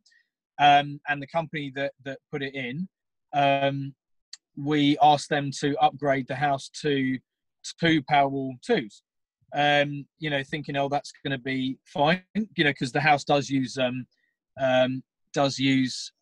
lot of power overnight, particularly in those, like winter is like, forget it, you know, you've got the heating running 24/7. But anyway, overnight the house does, during the day it generates a massive amount of power for England. But yeah, we're then buying it all back in again. Anyway, so long story short, the DNO, who are the agency that gives the approval process, has actually just refused the upgrade to 2 Powerwalls, and has said that my mum can only have 1. And the installer said, yeah, it's becoming more and more common. He said some people aren't even being allowed to install that. So that tells me that some people are just being refused permission to even install 1 Powerwall in the UK, which blows my mind. I don't understand why there would be an issue with installing however much you want behind the meter, but it's just, I don't get it. But yeah, I don't know where this is coming from. Strange. Getting back to the additional solar capacity, say that you were talking about, Richard, for your house. Yes. Pete, given you've got a 10 kilowatt single phase inverter limit, and to get the feed-in tariff, you have a 6.6 panel 5 kilowatt inverter limit. Yep. If you're foregoing your Buyback credits, your buyback, is there a limit then on your panel power, total power? So for instance, if Richard went and bought another 5 kilowatt inverter, so he'd have 10 total, could he then go and also buy, say, perhaps 15 kilowatt, another 10 kilowatts of panels? So he's got a total of, say, 16.5, providing he doesn't go over the 500 or 600 volt domestic panel limit. But could he go more panels? But then you lose the STCs, right? Exactly, Richard. So yes, you can. There's Western Power are only interested in the inverter capacity, because the inverter is the is the chokehold. Yep. So Western Power doesn't get involved with how many panels you put on, but once the ratio goes over, so to get to 6.6, you take 5, you divide it by 0.7, and that should get you to 6.66 or 6.6 recurring. So that's the maximum panel capacity or array capacity to inverter capacity ratio. So what used to happen is, if let's say you put in 6.8 kilowatts of panels on a 5 kilowatt inverter, what would happen previously is you would lose your STCs only on the amount that was above the 6.66. But they changed it, and now if you're at 6.8, you lose all your STCs for that system. So and it's just not worth it. I mean, on a 6.5 kilowatt system, it's about $4,500 worth of STCs. I think it was 3,400. I think. Right. Okay. So I haven't looked at the STC price, but actually I can work it out for you exactly if you want to know. So I just remember seeing that on the quote. Are you then allowed to just have installed a 6.6/5 and then buy your own panels and add them? Does that void your STCs you've already got, or is it just okay? Cool. So and then there's no illegality to add more panels per se, providing they meet the maximum voltage limits of your string. No, you would have to pay if they caught you. You'd have to pay back all of your STCs. I think that's what Pete's saying. Is Correct. that right, Pete? Correct. I look, to be perfect, to give you a perfectly honest answer, I'm not 100% sure, but I'm fairly certain. Look, there's plenty of people that have done it. Now, whether they've done so and have been lucky that they that no one's found out is perhaps another issue. But as to whether they've been able to do so legitimately, I'm fairly certain you can't add more panels retrospectively once you've collected your STCs. Even though you've actually signed them over by definition to the installer in any case, and in fact they're no longer yours. Yes. Because correct. Yeah. you signed them over. Yeah. Is there a time limit? Like, is it after 10 years you can add a couple of panels? Well, you would think that the time limit would coincide with the deeming period for the STC. You would think so, yeah. Yeah, which is 10 years now, or 11 years still before. Like that, yeah. Yeah. So, look, there has the CEC, the Clean Energy Council. It's not even them. I'm trying to remember who been out of the industry for 2 months and already forgetting this. Clean Energy Regulator. So the Clean Energy Regulator has the power to come back and say, look, you've gone over the stipulated ratio of 0.3, hence we can ask you to give back the STCs. So even though you may have sold them to the installer, that they can come after you retrospectively. Cool. So that would be my understanding. Not 100% sure, but I'm fairly certain that would be the case. But like I said, a lot of people have added more panels further down the track, and yeah. So, but it's if they don't check and don't, maybe they look on near maps and that's see, the thing. Oh yeah, you're okay, and then a couple of years later you stick them on, and because I know that my 5 kilowatt inverter I think can handle, I think it's 7.2 kilowatts of panels. What sort of brand? What inverter? It's a SolarEdge. Okay, yep. 5 kilowatt. It's actually the EV charger version, but it would be I think it was an extra 1150 watts on top of the 6.6. So I'd love to go sneak up there and add on a couple of panels, click them in. You might want to edit this bit out, Harold. Yeah. I just said I'd like to. Yes, that's right. Richard was very clear. He would like to. Yes. Yes. I'd like to rob a bank and get away with it. As long as it was like all cool and no one got hurt and no one lost any money, and somehow I just found it. Hey, Richard, I found that Western Power link to the website where it explains that 10 kVA per phase limit. I put it in the chat section. Thanks, mate. Brilliant. Cheers. Much appreciated. You can get access to that, Richard, in your car? Of course I can. Okay, no, that's cool, because if you can't, I could email it to you or something or whatever. No, I'm joking. No, it's just on my iPad. So, I'm just going to save that link. But, yeah, cool. Yeah, make sure you do. Because unfortunately, that chat just disappears as soon as the session ends. Oh, right. I've always, just copied the links off into a notepad, which then syncs to my phone. So yeah, cool. Awesome. No, thanks, Neil. Thanks for checking. Yeah, no, thanks, Pete. Sure. Cool. So, Rob, what is the correct answer? Oh, yeah. Okay. Firstly, on a lot of forums, a lot of social media, you see people, they say, oh, but when everyone's buying electric cars, there won't be enough energy to charge all these electric cars. We'll have to build more coal power stations and all that sort of crap they come up with. So,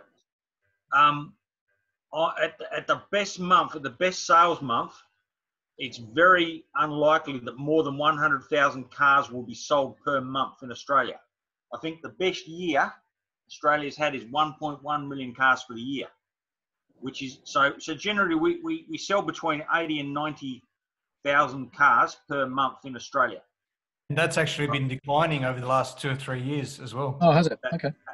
Absolutely, and because it's been declining since 2017, and the head of the car sales, you know, he's found every excuse. There's an election. It's after an election. He's found every excuse, but not once has he ever said because the Osborne effect means people are not buying cars because they're hanging on for electric cars. Oh, I see. Yes, of course. Yeah. But basically, state election, federal election, COVID, you know, Taylor Swift's released a new album. He's found every excuse, but he's never mentioned electric cars.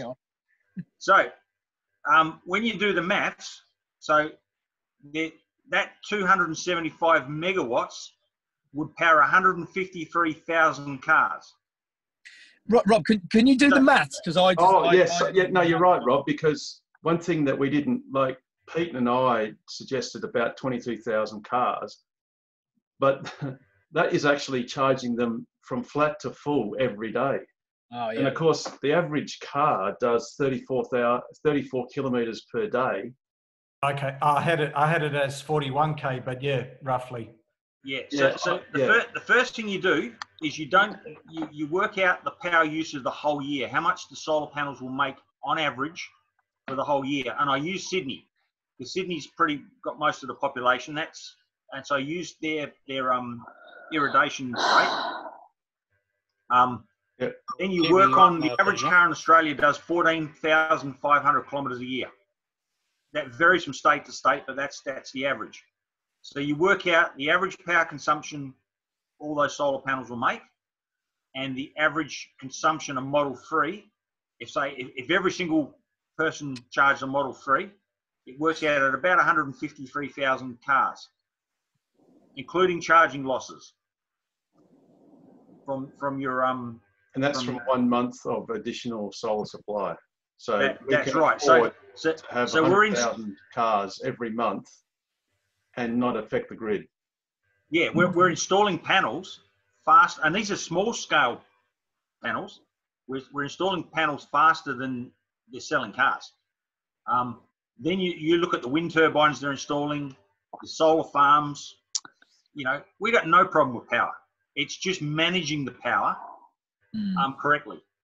One of the other bits of FUD that I always fight is that people don't realise just how much of a vast amount of power is used to refine fossil fuels. I think it's 4.5 kilowatt hours per litre. So electric cars actually use less power than fossil fuels take to refine. So if we actually converted the entire world to electric, we'd use less power than now. It's because EVs are more efficient. Yes, exactly. That's 4.5 kilowatts per gallon. I thought it was per litre. Yeah, it's per imperial gallon. That was on fully charged a few years ago. I think I got it from the Union of Concerned Scientists report 2015, but I'll check that and make sure that I'm quoting it right. Yeah, because the thing is, and this was actually said on fully charged, is oil refineries will not tell you how much power they're consuming. And one of the things is a lot of them actually don't use grid power. They use the byproducts of the refining process, which is even worse. It's filthy fuel. Yeah. Yes, the real disgusting byproducts, which is way worse than charging off a coal-fired powered grid.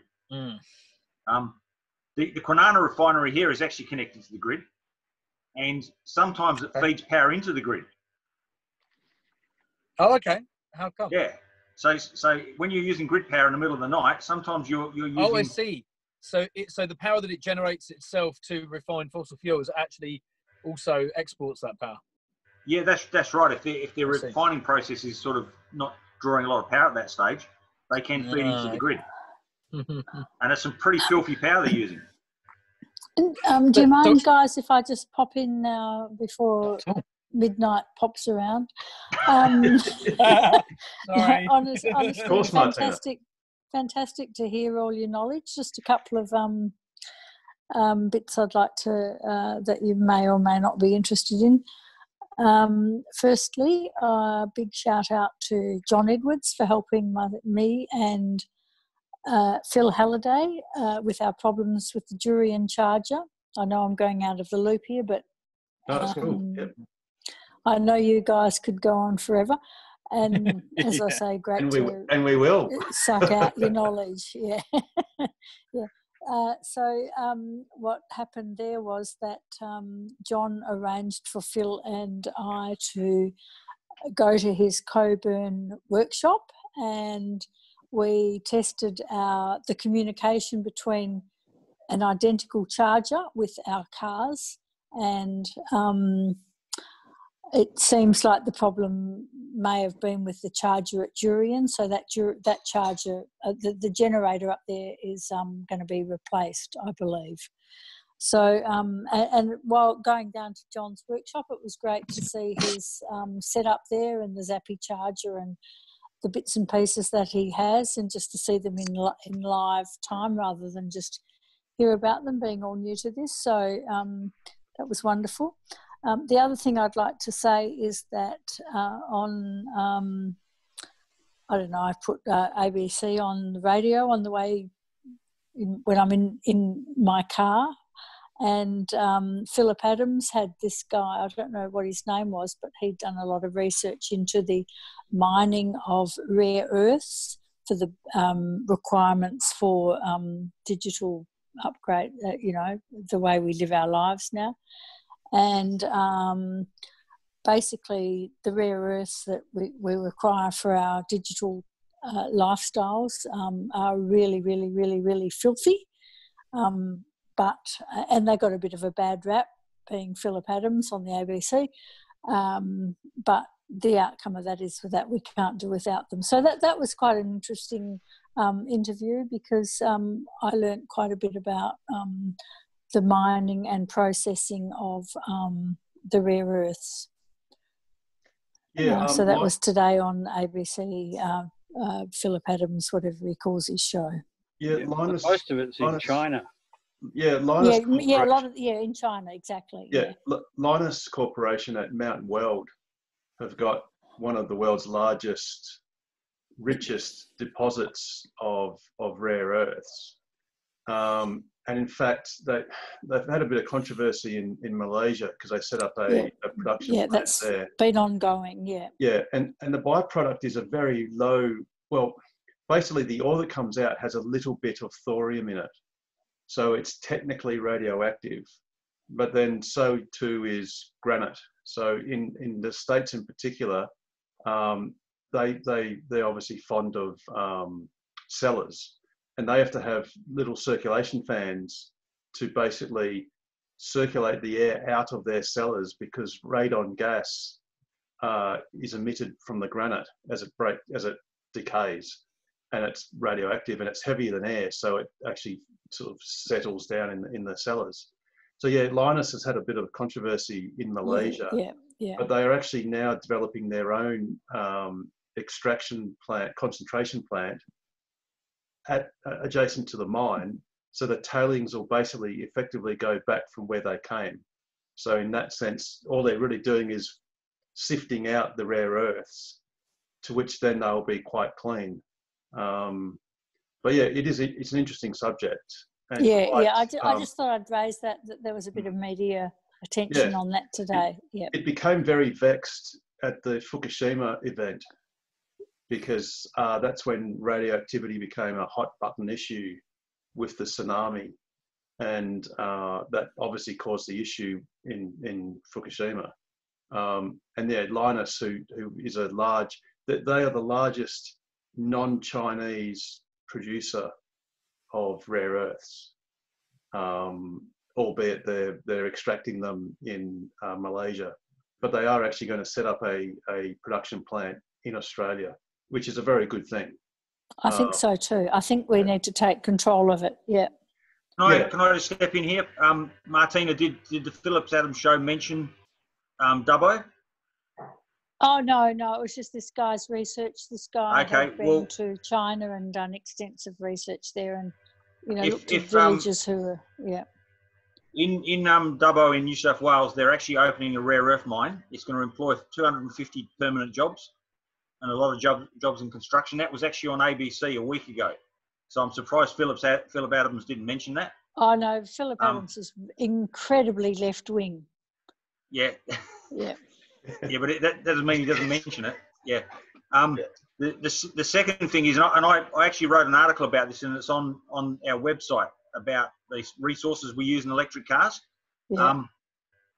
We've been using resources in phones and laptops and. I know that and all these we require these materials to conduct our lifestyles, but my point in raising that was to say that there was a bit of negative media attention on the rare earths and electric vehicles. I agree with you. I've been arguing with people on forums for years about this. They bring up your electric car has rare earths in it, and it's a load of rubbish. Well, did you know that a Model S has no rare earths in the batteries or motors? Zero. Yeah, that's has none. No, Rob, not the Raven ones. The Raven ones do because they're switch reluctance. Yeah, the switch, but the original Model S has none. Sorry, Nigel, cobalt's not a rare earth. Yeah. That's just a plant. Yeah, that's. No, it's a lanthanum. The rare earths are used to make the neodymium. Lanthanum and you got the heavy rare earths. The light rare earths are used for glass polishing. So phone screens are polished with I think it's lanthanum oxide. Tantalum or something. No, tantalum's different. That's not a rare earth. That's a metal. But the heavy rare earths, I think it's neodymium and others, are used in the very ultra strong magnets, which is something that's only been come about in the last sort of 50 years, which are scarily strong, and they're great for electric motors, obviously, but they are eminently recyclable. The magnets are and they're expensive. So it's actually there's an incentive to recycle them, as opposed to say perhaps PET bottles and plastics, where China has stopped importing it because the raw feedstock is cheaper than reprocessing the plastic. I think you have to be very careful with what's so-called termed as rare earths. I mean, I've never heard anyone having any problem with rare earths before electric vehicles, and I just see the so-called rare earth label as another attack vector against electric vehicles. I take a very dim view. I don't know.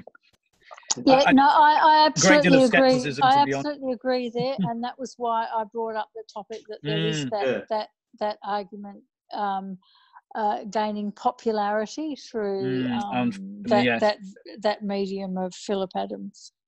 Yeah, and it's cool because it's great to discuss it because there's nothing to worry about the way the rare earths are used in electric cars because, like I said, the magnets will be absolutely recycled because they're valuable. There may be other parts of the cars that might not be recycled as much because they're less so, valuable. And another one on cobalt, because that's another attack vector for electric vehicles is, all cobalt for all electric vehicles is all mined by children with their fingernails out of a mine in the Congo, and the biggest user of cobalt is the fossil fuel industry who uses it for desulfurization. Absolutely. That's not the electric vehicle. And furthermore, Tesla batteries, every iteration of the battery uses less and less cobalt. And I think they've because it's expensive for a start. Yeah, it's expensive. Yeah. And I think they've committed to going, even Panasonic have said, with their 20% improvement over the next 5 years, at the end of that 5-year period to have zero cobalt. Yeah. No, you're right to bring it up though. It's another tedious angle. we have to fight. And it's cool. Actually, what I forgot to mention was that when Phil and I were down at John Edwards's workshop in Coburn, is that when he tested his generator and system on our cars, yes. he actually used the sunflower oil or the oil out of the waste product. fires. Yeah, brilliant. Yeah, from the Arthur River service station. So that was really cool to Yeah. see this, bottle of oil going through the generators. That's a very cool setup, that, isn't it? Yeah, it was. Yeah, it was great. Yeah. And you So may possibly over and out from me, guys. Thanks very much for your work, and it's great Just hearing before your, you go, your battle Martina. on. Yeah. Sorry, Did you have a good Martina. trip? Oh, I did. Yeah, we had a great holiday. Yeah. Did lots of driving up around, Hutt River. Or not Hutt River. Didn't get that far. Poor blokes. They've got to sell their father's farm because the old coot left him with the tax bill. Has he died? No, he died. He died a while ago, but last year. now myself with me and Prince it's all Leonard. hit the fan, and the tax tax bills come in, man and will get you from- the 70-year-old sons have to sell the farm to Really? Okay. pay the old man's tax bill. Yeah, I met him 10 years ago. He was bonkers then. Yeah. Port Gregory, the Pink Lake, Horrocks and Coronation Beach. It was lovely. White Peak, we stayed near White Peak, and Greenough with its bent over trees and all that. Yeah, no, it was good. Yeah. You didn't have any panic attacks running out of electrons? No, only just on the way back when we ran into some weather and the charger didn't work, but we limped home. Oh, no. But as somebody said, that's all part of it, and I knew enough. The little I did know about the cold and the wind and using the heater and all that sort of thing. Regenerative braking and so on and so forth. We were able to get from Cervantes to Alkimos with about, we had to charge up there to get down Marmion Avenue to home. So it was actually pretty close. How many Ks did you get to Alkimos with? About 70, which was more than, probably would have been more than enough. But because of the weather, it was very cold, it was rainy, and the wind was blowing and so on, yeah. So we had a pit stop there, and it was great. I mean, it all worked and everything, yeah. The two HPWCs that we used, one at Cervantes and the other at Alkimos, worked straight away, so that was reassuring. It was just the one at Jurien that didn't on the way back. But having said that, we probably would have had to have charged the Alkimos again because of the weather. I mean, on the way back, the highway was actually, we didn't encounter it, but we had heard about it. The highway, the Indian Ocean Road was closed because a caravan had flipped over. I mean, that's how strong the wind was. Wow. Yeah, so it was a bad day for driving. Nigel, you were going to say something. Martina, did John give an indication as to when that would be replaced during? Because I'm going up to Geraldton in 2 weeks. No, he didn't. But he's think, easily contactable. I think Nigel, I think he's working on it now. The issue he's had is the charges, the tritium charges don't like to be fed with generator power because they're trying to be good citizens and make sure that if the power fluctuates, they'll disconnect. Yeah, that may actually have happened with Phil. Phil, I think, worked that out and was able to persevere so that it came on as a sort of an even, input. There's a setting in the tritiums that you can basically turn off all their protections and they just ignore the quality of the grid because it doesn't actually matter to them per se. It's just they're trying to be careful. But getting back to your original thing, Nigel, did you say in a couple of weeks? Yeah. Yes. Yeah, that might be a 2.5 little bit soonish, but I believe that Jurien Bay is now working anyway, even on the CTEC charger. So it's actually working. So it won't matter to you, Nigel. It'll just be not quite as fast as it might be once the new unit's up and running. But Yeah, I believe even if I just get 20, 25 kilowatts, I won't need long to get some power to get to Geraldton. Yes, indeed. Yeah. Excuse me. I'm just looking on PlugShare now, and I think the comment probably says that. Oh yes, 1st of August, Tesla Model 3 successfully charged. That's William. So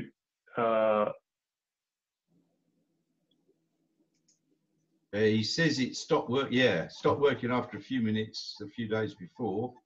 They did a reset and it was fine. But then on the 1st of August, he said there was no further comment. So I guess that means there probably were no issues. So you should be fine, Nigel. You can always push it. No, really like. You just know it like the Russians do on YouTube. Yeah. And do look that video up. It's quite amazing. Where it's almost like it's got bed sheets attached to the back of this Russian truck. Why don't you bring it up now? Oh, I don't know if I can find it under pressure. You know, I'd have to hit pause and go, hang on a minute, with the magic of television. Oh, here it is. Anyway, I'll say good night now. Thank you once No worries. again for everything. It's great to be part of this group. Bye. No worries, Martina. Thanks See for you, coming. Martina. Thank you. Take care. Bye. But yeah, it's classic because it's an older car, and even the binnacle display is all sort of old-fashioned for a Tesla. And yeah, he's basically sitting back, sucking up 50 kilowatts from the back of this Russian dump truck, or something, or like it was like a dump truck. And but I mean that's a great thing with EVs. You can literally flat tow them if you really are flat, and they will very safely recharge. And if it's anyone that's going to test it, it's going to be the Russians. Well, I'll do it first. Wasn't there a video on YouTube done by somebody in America where he towed his Model 3 around a racetrack with a Nissan or something and worked out how far he could go after being towed? And it was actually more efficient to tow him a certain distance and then to drive off. You mean then driving a petrol equivalent? Yeah, he got further with a tow than he got towed. Oh yes, no, that's exactly right, because you can get towed at 50 I kilowatts. See, when you get towed, you can regenerate 50 kilowatts roughly. Yes. Yeah, I think he towed a couple of times around the lap and got 3 laps power out of it. Yeah, basically because to just cruise at say 100 k's an hour, you need about 20 kilowatts roughly, barely, less than 20 kilowatts continuous. So obviously, if you're being towed and absorbing 50 kilowatts, you're basically even with the losses over a 2-to-1 ratio, you know. So yeah, absolutely. For every kilometre you get towed, you can probably drive at least 2.5 kilometres. Yeah. So is there a speed limit that you can get towed at? Yes, I think it's. Oh, good question. Is it not the trailer limit? They treat you like a trailer. 90 kilometres an hour would be the limit for anything over 750 kilos. No, I mean electronically for the car. Yeah.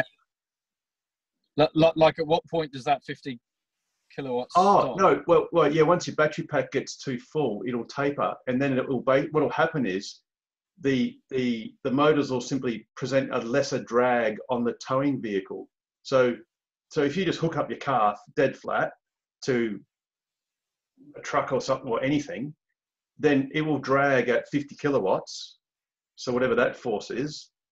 And then as your battery fills up and tapers off, you'll just get regen limits put in.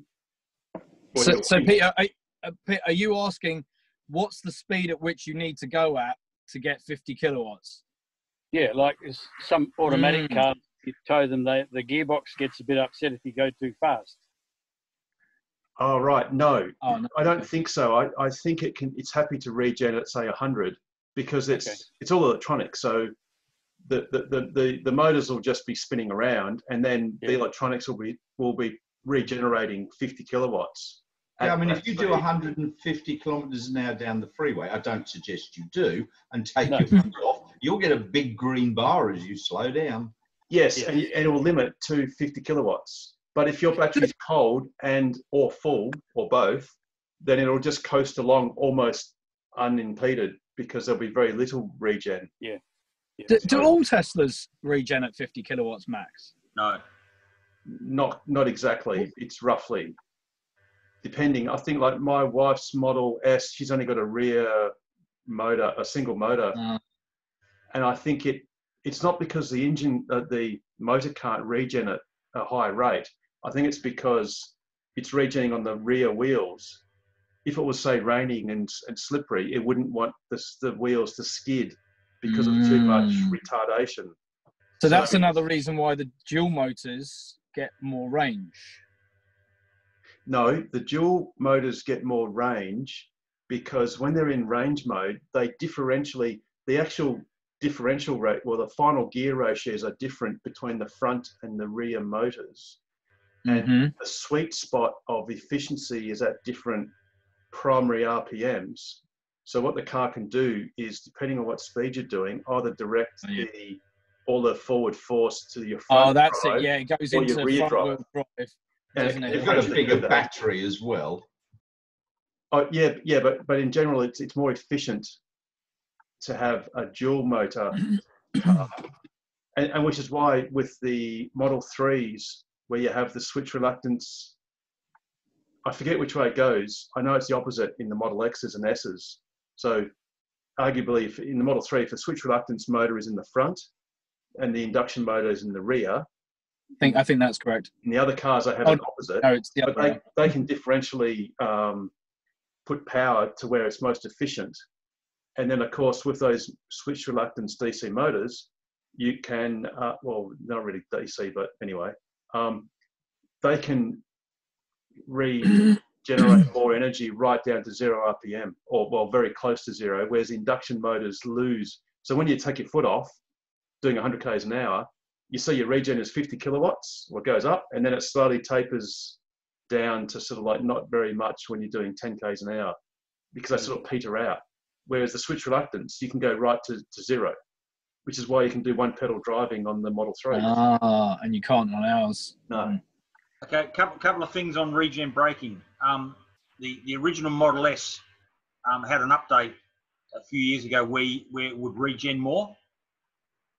Originally, it was only regenerating at about 25 kilowatt. Secondly, when you go off, say you're doing 110 down the freeway and you go off the off ramp, you're better to regen slowly. So you back off gently. So if you just drop your foot off the accelerator and you're regenerating at 50, you're wasting energy. You're actually you're turning energy into heat. Yeah. So you're better to back off slowly and take the whole off ramp to slow down. It might take you an extra 2 or 3 seconds to get to the roundabout or whatever the traffic lights. But if you just race up to the intersection and just drop your foot off the accelerator, you're just wasting energy. I'm going to have to change my whole driving style now, Rob. Yeah.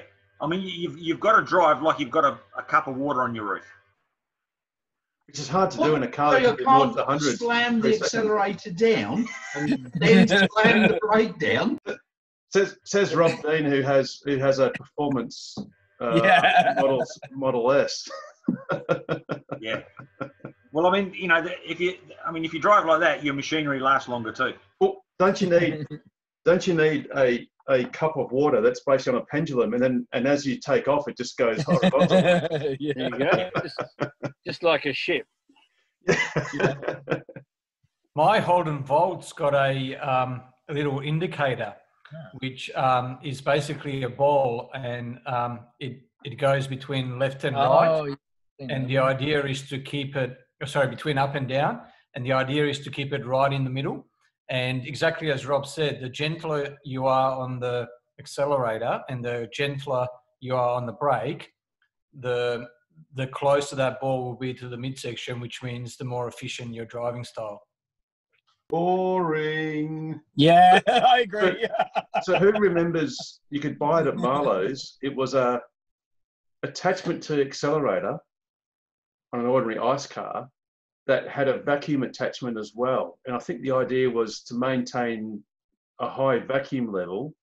And when you put your foot down, yeah, there'd be a spring-loaded thing that would put more force pushing back on the pedal to discourage you from flooring it, because it was trying to encourage you to be more economical. And more economical meant less butterfly openness and therefore higher vacuum. So, yeah, anyway, that's like just a blast from the past. Yeah, I'm sure. Yeah, I'm sure I remember driving a car where you got to a certain point and there was kind of like a little notch, and it would sort of encourage you not to go further than that. Yeah. It was like, okay, that's the most efficient point. Yeah, and I think you had effectively like a vacuum gauge that could indicate, that would be a proxy for efficiency or economy. Yeah.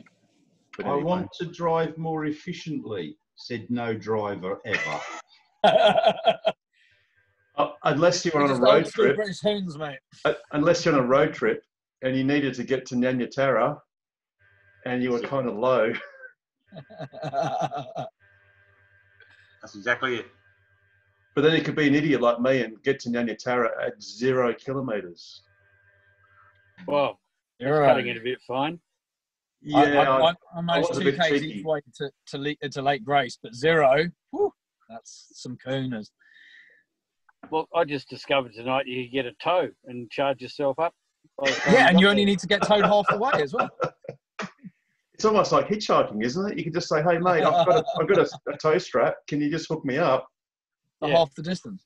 I'll give you a 6-pack of beer, which you can't drink while you're driving, obviously. But yeah, it's a good deal. I tell you a story that was going around about 30 years ago. There was a guy pulled into Kalgoorlie, just been on a long drive, and his mate said, "Why are you so late?" And he said, "I just gave that family over there with the station wagon. I just gave them a 150-kilometre tow into Kalgoorlie." And he said, that family's car's got no engine in it. They always do that to people.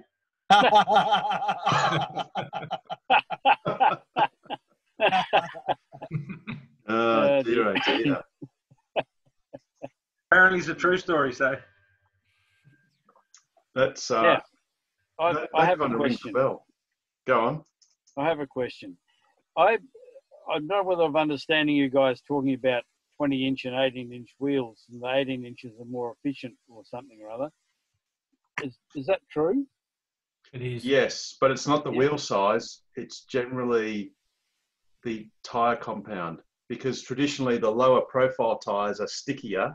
Or I don't know, Pete, if you agree. I found that they're stickier, softer compound, more rolling resistance, and hence less range. Yeah. Another alternative is the actual profile, obviously. So, you know, if it chops up the air, then it's going to be less efficient. But in the Teslas, a lot of it is the actual compound.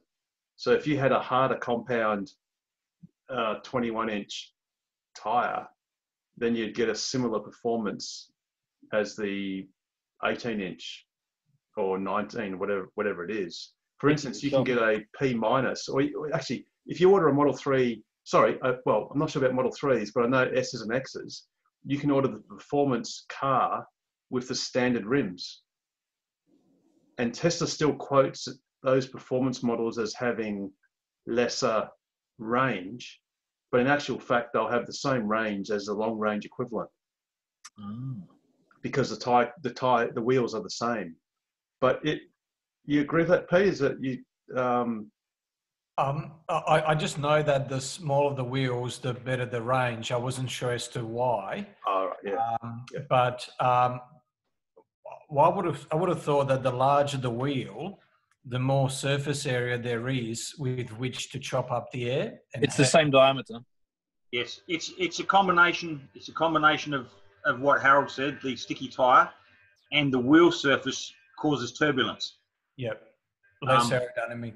So it'd be great to see one of these cars in a tunnel where they put the smoke through it, and to see how much turbulence is kicked up by the 21s compared to the 19s. That's why the aero covers are so good. Yeah, and that's why the EV1, the GM EV1, had a panel covering the rear wheels, and even this Tesla Semi, the rear wheels Yes. covered with a panel, so the wheels aren't exposed.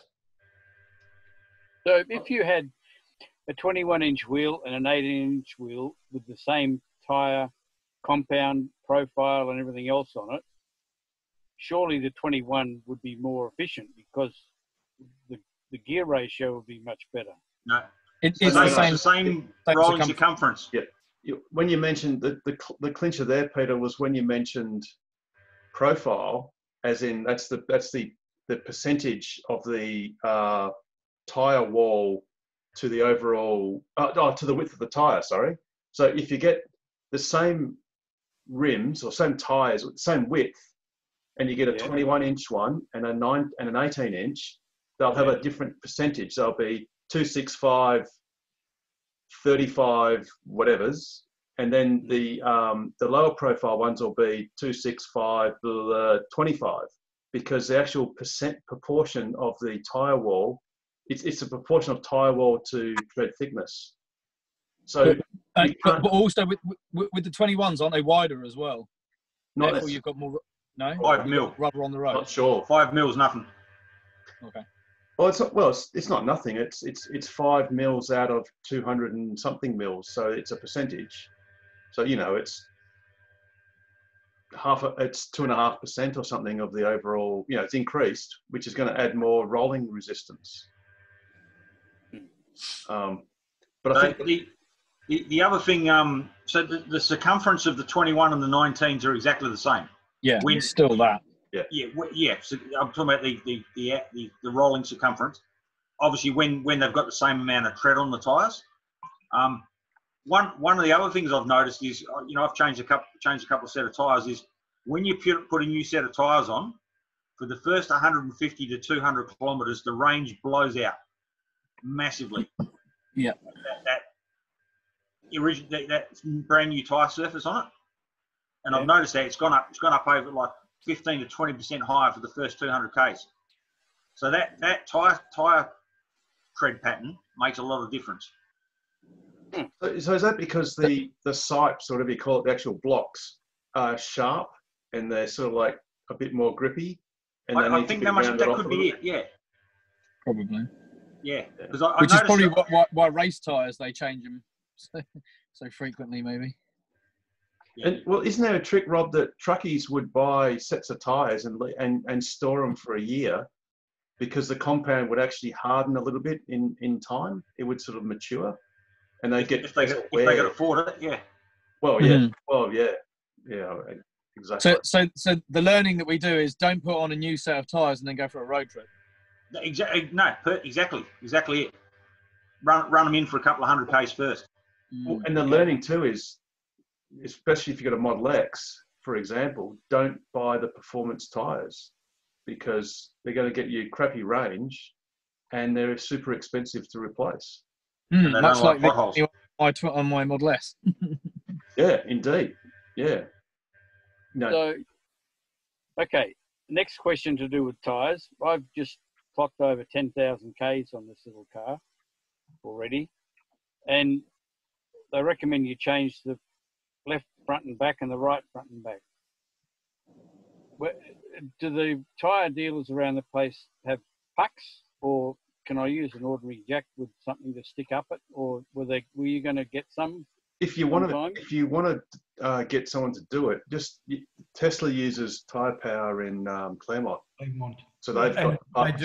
They do have the pucks. Yeah. Do they? Yeah. Yeah. But I've got a set of 4, Pete. If you wanted to borrow them, you're more than welcome. Oh, thanks, mate. I've got a jack here, because I've got to change the discs and pads on the A6 Audi before I flog it. So I've got all that stuff here to do. So yeah, that'll be handy. Yeah, I'll give you a whistle on the weekend, maybe. No In dramas. terms of doing that, now normally it's diagonal to diagonal, right? But No. were we talking last week that Tesla was saying no, it's actually same side front to back? Yeah. Did we discuss that? Yes, we did, or somebody did. Actually, I spoke to one of my sons who is a Mazda mechanic, and he said the same thing. Right. Front to back I on the think same the side. Model 3s want you to go front to back. I seem to remember somebody saying. Is it? Oh, okay. Well, now, Joseph, are you all right? Joseph, looks like rigor mortis has set in. He's doing karaoke. I'm not sure what that is. That a fluke meter? I'm not sure what that might be. Yeah, looks like one. Looks like a fluke meter, but I can't. Yeah. There's no leads attached to it. Yeah, we know he's faking it. Rob, is that right for our old school Model S's that we go same side front to back? Yeah. It's actually marked on the tyres, I think. Oh, is it? Okay. Yeah. There's a What do you mean, rotation tyres. Yeah, because they've got to rotate. Oh, rotate. Yes. Yeah. So it pushes the water the correct way. Yeah. Yeah, I think that's what it is. Yeah. Whereas old days you swap, rotate them 4 times. Yeah, I had this Audi I've got had the tyres changed on that about 4 or 5 years ago, and they must have used a young apprentice, and he put one of them on back to front. Right, the outside was on the inside. Bloody hell, turkey. Anyway, there's a video on YouTube at the moment where a guy strapped a GoPro inside a wheel. Have you seen that? No. Put a light in there as well. He strapped a GoPro on the wheel, and it shows the distortion in the tire in driving. Oh wow! Okay. Yeah, because a tire takes a fair bit of punishment under a car. Mm. Yes, they do. Those G-forces would be quite high. Yeah, very. Oh, tyres are incredible things. Yeah. Yeah, they are. Modern tyres are fantastic compared to the rubbish that was around in the 70s. Mm. Well, same as cars, surely. I mean, I remember when I was a kid, in 1986, I got a XC Falcon, 1977 XC Falcon. So that's 10 years old, and it was a rust bucket. These days, a 10-year-old modern car is in perfect condition. Yeah, and there was a XB Falcon that was sold the other day, that barn find, for $309,000. Oh yeah. Did you see it? Woo. 351. GT. Yeah. GDHO, orange or something or other. That's right. Covered in chicken shit. and beer cans all around the floor. Yeah, and still went for 309. Okay, Harold, guys, did you? I'm going to have to go. I had a tooth pulled and roots dug out. It took them ages. So I've got more painkillers. Yeah, no worries, Nigel. So I'll see y'all next week. No worries. Thanks for coming. Good night. Have a good night. Harold, thank you for organising. I presume you organised the synagogue on the weekend. That was excellent. Yeah, thanks, mate. That was great. Yeah, apologies for the incorrect room. When I went there 2 weeks earlier, we actually went to the arbour part underneath at before 11, and it was clearly open. But it was thanks. So, it was good fun. It was good fun. Yeah. And the funny thing was, sorry. You've done very well. He's not the Messiah. He's a very naughty boy. And the funny thing was, it was a bit of a progressive session because we had some early people coming, and then they left, and then we had latecomers. So it was kind of like a steady sort of 10, 15 people at all times. So it was cool. Yeah, it was good. Ashley just was long enough there to say hello. How you going? Thank you very much. See you next time. See you Wednesday. I know. Ashley was early. He came early. So at least he came. Yeah. It's unfortunate. I had to do something, so I had to leave early. Yeah, it was good to catch up with everyone though. Yeah. Next month we're doing the Camfield, so that's a Wednesday evening. Okay. Because you can't do the Camfield on a Sunday because it's just too busy. It's jam packed. So I figured, yeah, Wednesday evening will be a lot quieter. What do you claim evening as being, from 5 o'clock? Oh, it's, I think from memory it's 6. Okay. 6. So it's intended for dinner. Oh, good. Yeah. So I'm pretty sure it's 6 p.m. Can you park under the stadium if there's no game or anything on? No, there's no parking under the stadium. No, it's not like Docklands. No, but there is parking adjacent.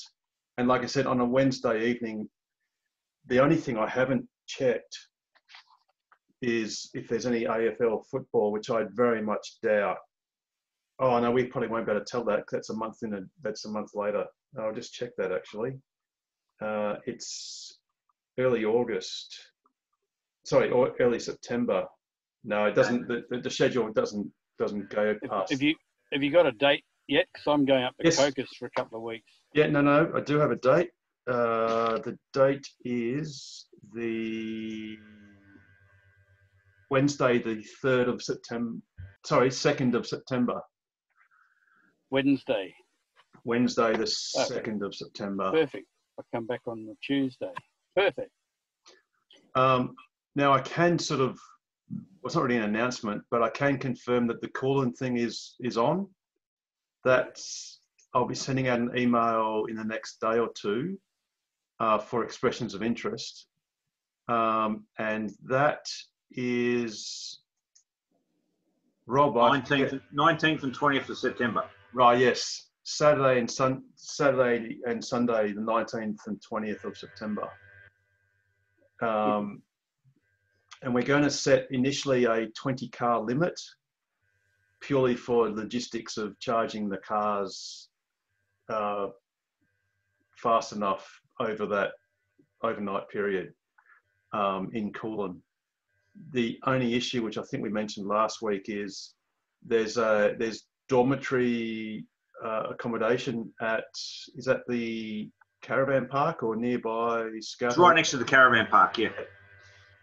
The caravan park itself only has caravan sites. The pub is booked out until October with some construction workers, unfortunately. And there are no Airbnbs. So accommodation is a little bit lean, but if you're up for a bit of glamping or camping or something similar, then it'll be an awesome trip. It's only 260 k's from Perth, so it's easily doable on an SR Plus. So what time you guys planning to leave? That's pretty open. We could, some of us can go in convoy, or you can just sort of go independently. It'd be better to leave earlier on the Saturday so as to arrive, say, closer to lunchtime, because then you've got plenty of time to charge. And then we'll have dinner at the hotel, which should be awesome. And we'll obviously box on until late in the night. And I think Rob, we're also going to probably have a mini car display on the Saturday afternoon, so that the locals can have a look at some electric cars and that'll be a good idea. And then on Sunday morning, for those who are up to it, I think Rob's going to get someone to organise, lady to organise a wildflower tour or nearby on the Sunday morning. So before church, right? Yes, that's correct. Or after, possibly, I'm not sure. The main thing is it's probably preferable to arrive earlier on the Saturday so that all the cars have got plenty of time to soak up some juice. Because Coolin's got about 4 or 5 different charging locations. I think one of them is adjacent to an oval, which is perfectly cool during the daytime, so you can suck up a fair bit of juice there quickly. I'm going to bring a couple of, it's like a series of EVSEs that can load share.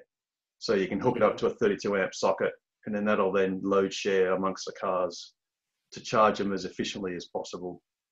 And by that time, I'll have some more of those mythical 32 amp UMC2 tails, so that the Model 3s can basically charge quite quickly. Yeah, so that's the 19th and 20th of September. But like I said, I'll send an email out, and then all it is, it's a try-booking system. It's free, obviously, but it's just so we can establish numbers. Yeah, just in case, 30 people want to come.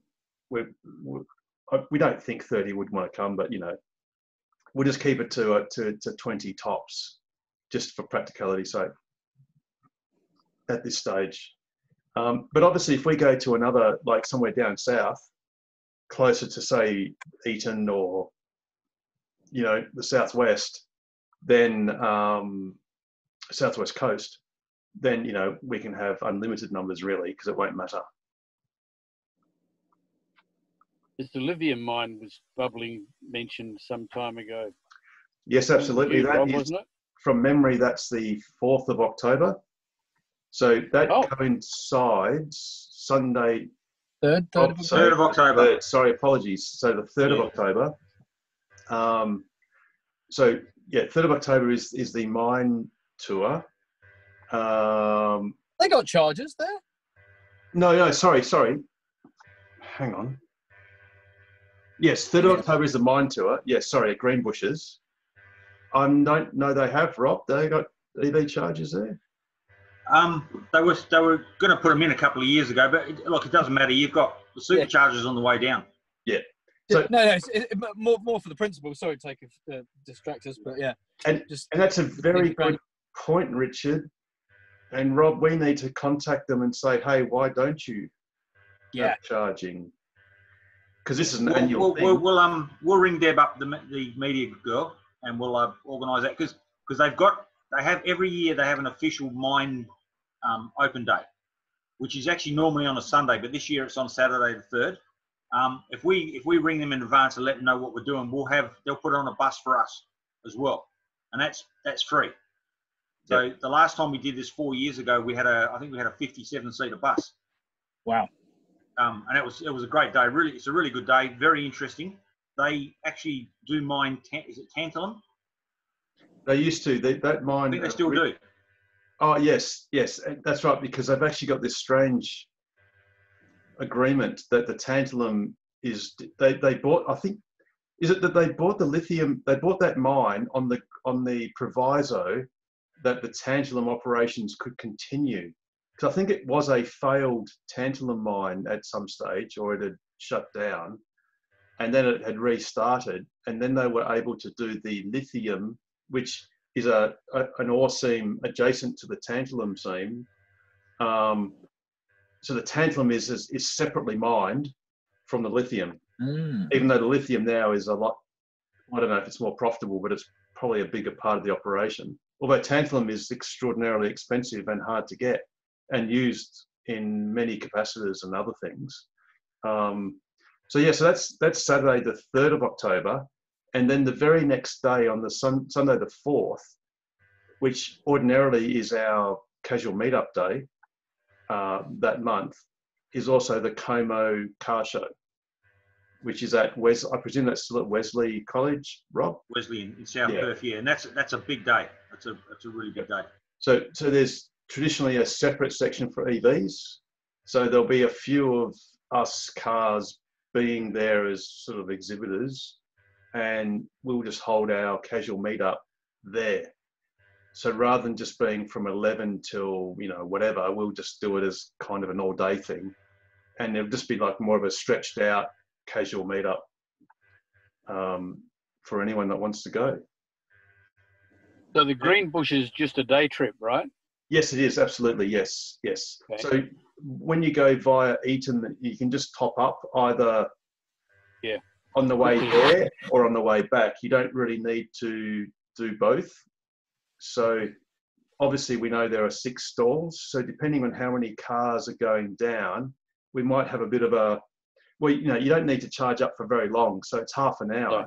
So say if you spread the cars over, say, well, an hour, you get 2 cars per stall, which is 12 cars topped up at Eton in an hour. Work. So, you know, it'll work fine. And like Rob said, it's great fun. And yeah, one of the great things, without wanting to spoil the actual tour, one of the amazing things is that this is a proper industrial extraction of ore, and the active ingredient is oleic acid, which is effectively olive oil. It's the active constituent of olive oil. So none of the so-called chemical reaction parts of this entire process is toxic. So you can touch all the reagents. You can touch the lithium oxide, lithium hydroxide, because it's basically cleaned beach sand. Well, sort of, you know. It's inert. It's inert. And all of it, and like I said, the oleic acid is basically extracted from olive oil. So it's nothing's toxic. And the water is recycled rainwater. Wicked. Yes. Yeah. Yeah. And they're in a national forest. They're actually surrounded by national forest. Good. Look forward to that. Yeah. So yeah, do pencil in the 3rd of October, and even better, Tesla didn't have to coup Australia to buy the lithium. Yes. What? Say that again. I'm being flippant. So Elon Musk was joking with one of his many Twitter comments that have got him in a lot of hot water. So someone basically accused Tesla of working with the American government to coup to get rid of Morales out of Bolivia, who had you know, they've got like a term, like you can only serve as the president of Bolivia for like 5 years, and he'd been in for 14. So the people rose up and overthrew him. But Musk was joking with someone on Twitter and said, you know, we'll coup whoever we want, deal with it.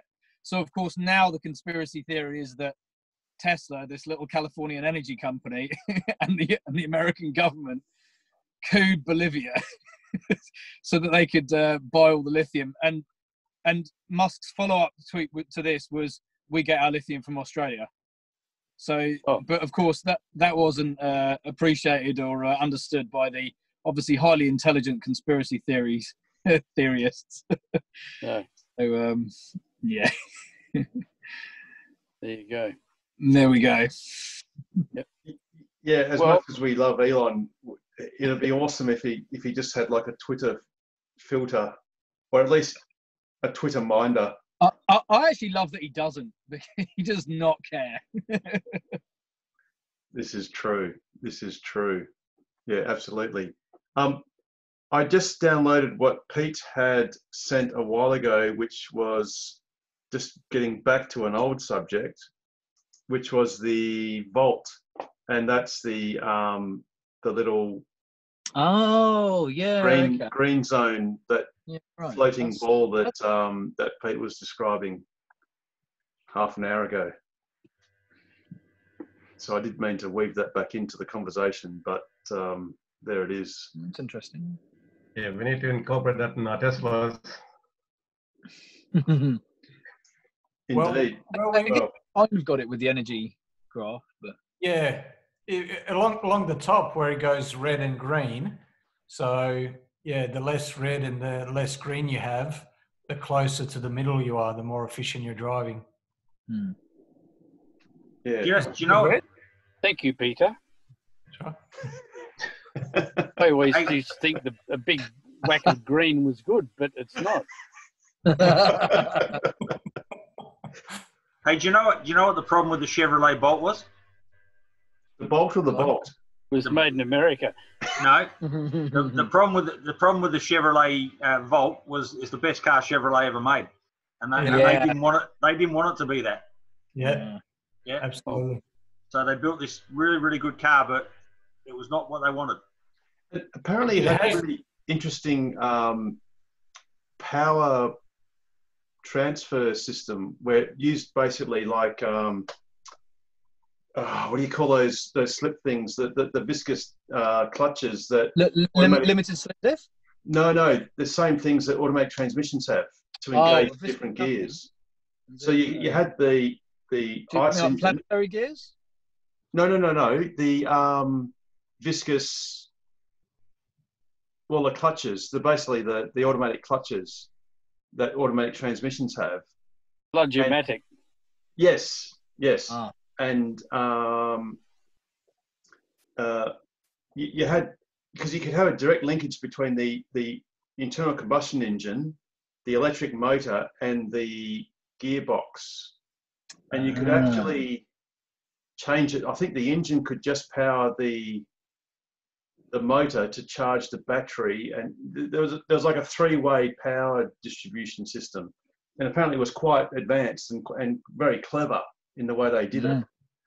Well, it's a fourth generation PHEV, plug-in hybrid EV, in that when it's got enough juice, it drives pretty much just like a pure EV.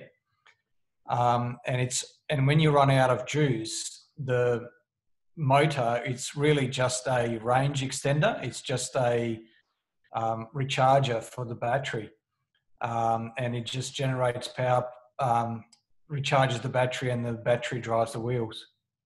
Right. But apparently there is a way when the motor can actually drive the wheels directly as well and bypass the battery. Yeah, I'm not sure if that was ever actually done, or whether it could be done, or whether it was just that they just didn't let it do that, but it could. Yeah, it was something like that. Yeah. Technology. There's a dude that does technology connections. He does like a YouTube channel, and he actually has a Volt, and he did describe it, which is kind of interesting, because he's sort of, I wouldn't say he's got Tesla envy, but a lot of Tesla owners will hammer him because they'll say, oh, he's an advocate for the Volt, which is a perfectly good car of its time. Oh, fantastic car. Yeah, it was the best car I ever had until I had the Tesla. Yeah, right. Yeah. Wasn't the Volt designed in Australia, in Holden's complex in Melbourne, or something? Or was it the Volt or the Bolt? I'm not very sure. One of them were actually. The Bolt had, I think it was an Australian designer, wasn't it? Or yeah, it was designed here.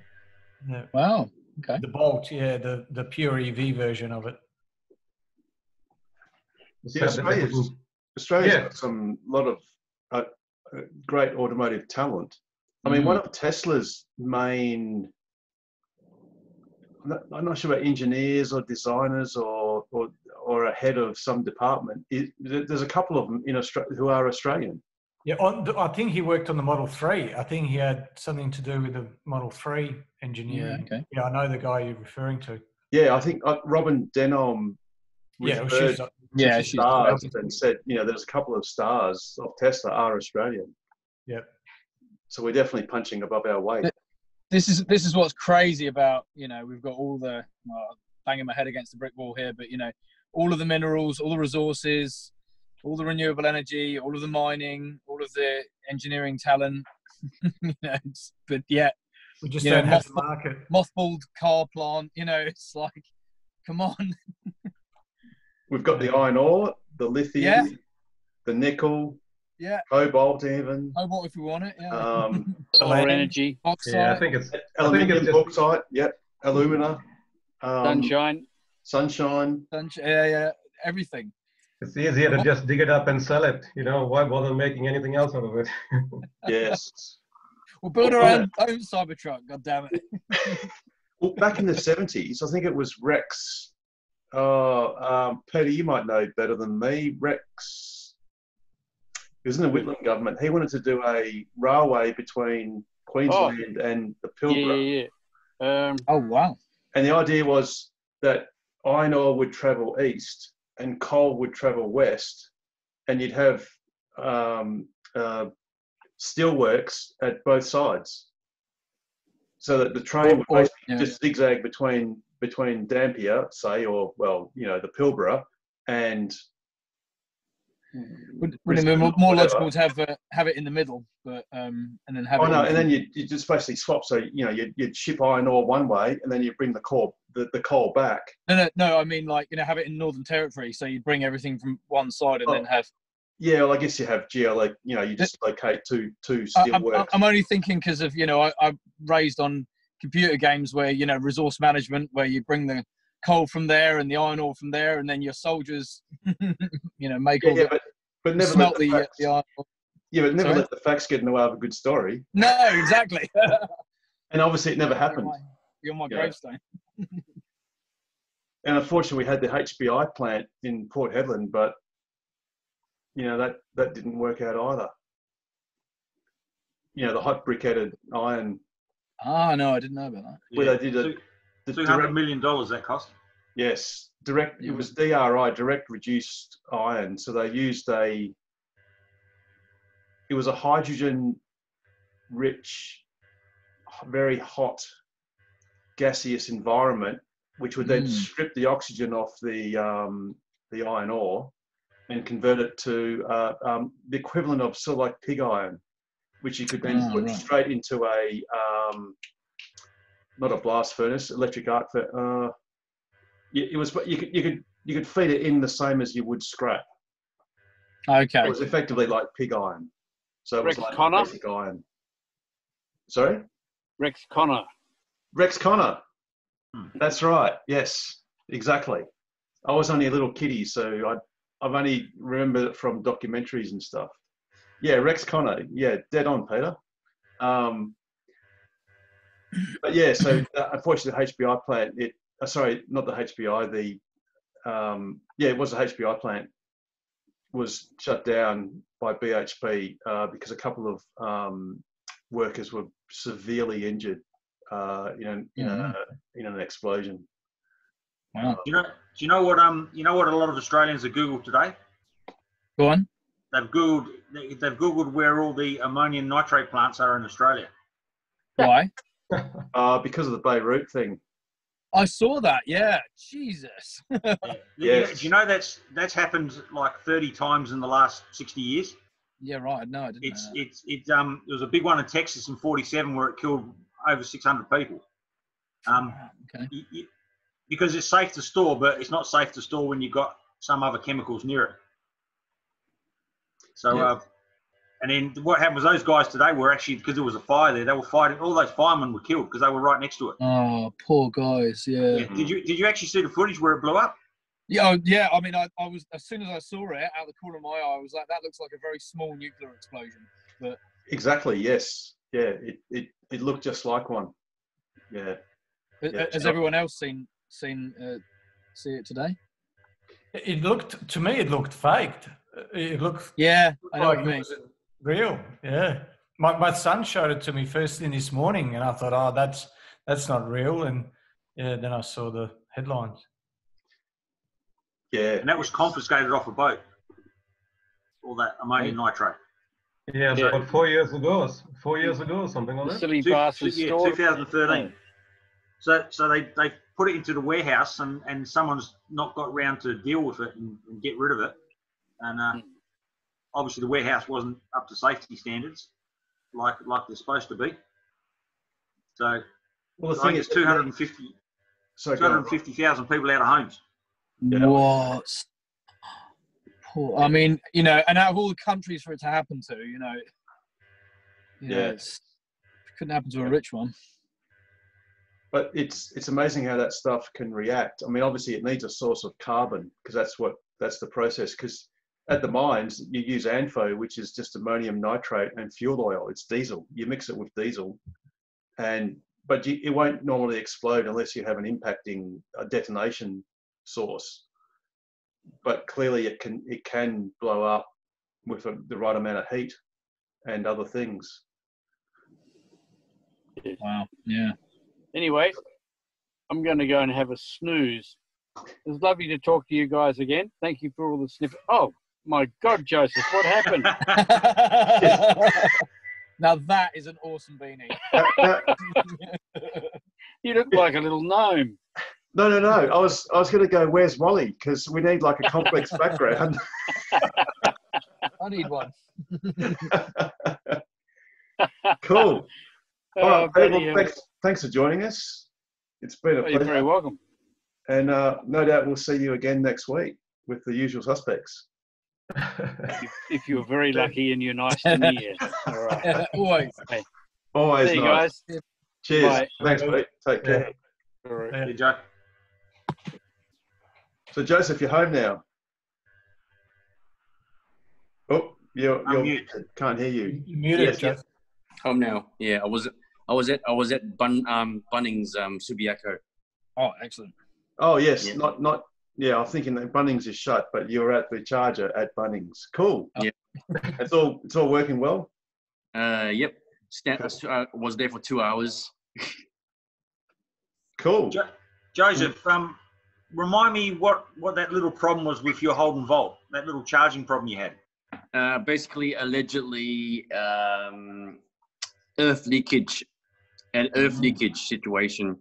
So what happens is if I try to use a non-Holden charger like the Nissan EVSE, it would cause a tripping of the circuit breaker. So it's all documented on the Ava website, and still Holden just don't want to know about it, basically.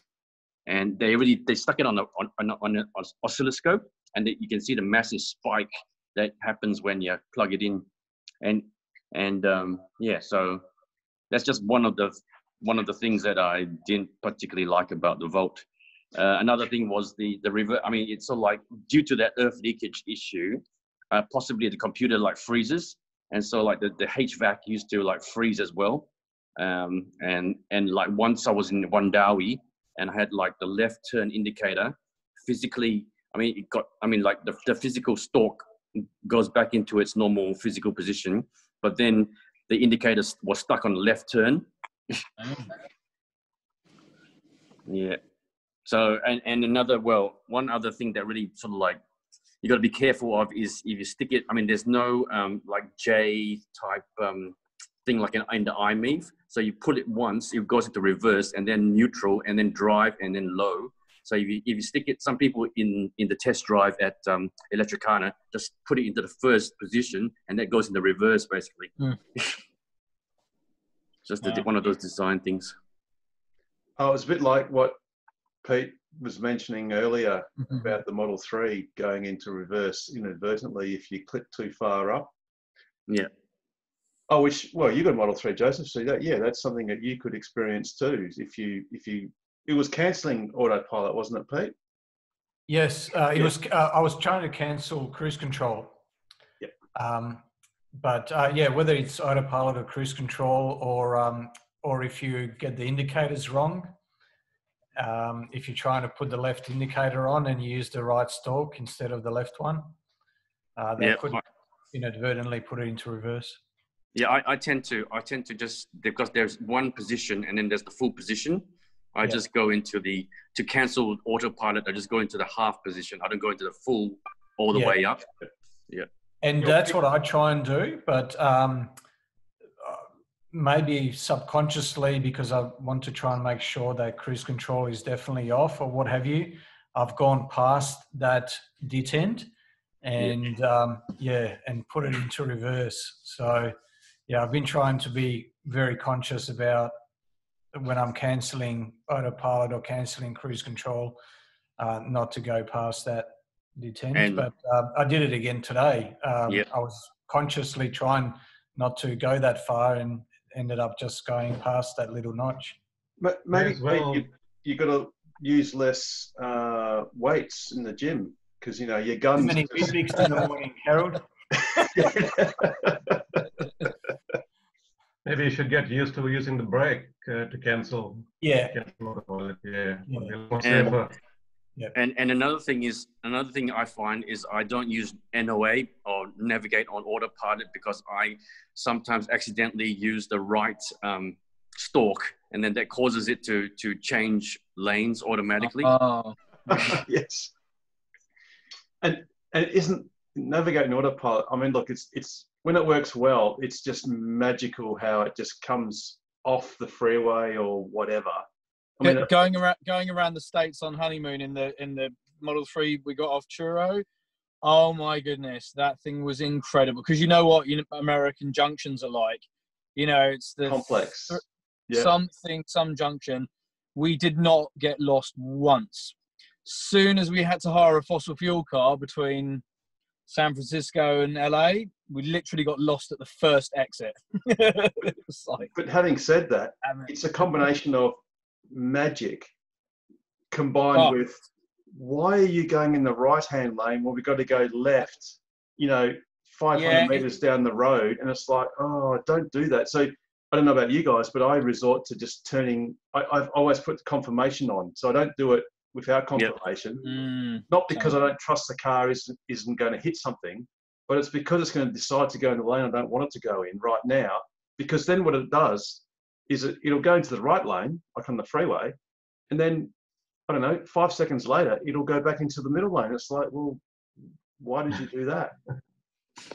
At Wanneroo Road now, at Wanneroo Road, they've got the bridge, and to go like south on Wanneroo, you got to go past and around like a loop, and then to turn to go north, just go like north.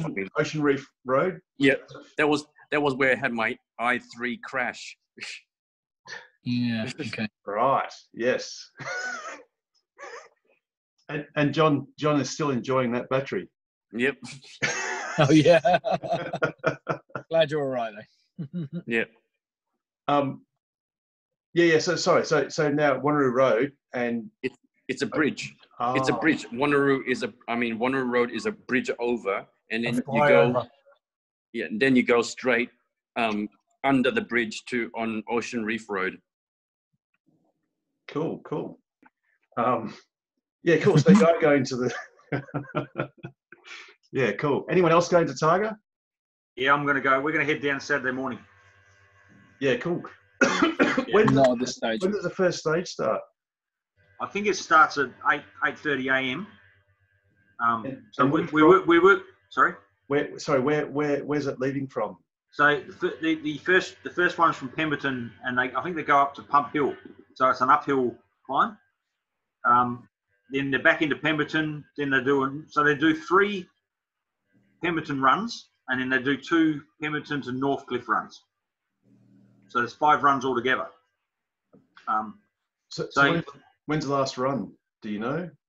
The last one is actually through the streets of Pemberton, and it's going to be after dark one, which is going to be, so that's 4:30 to 6:30. That's going to be quite interesting.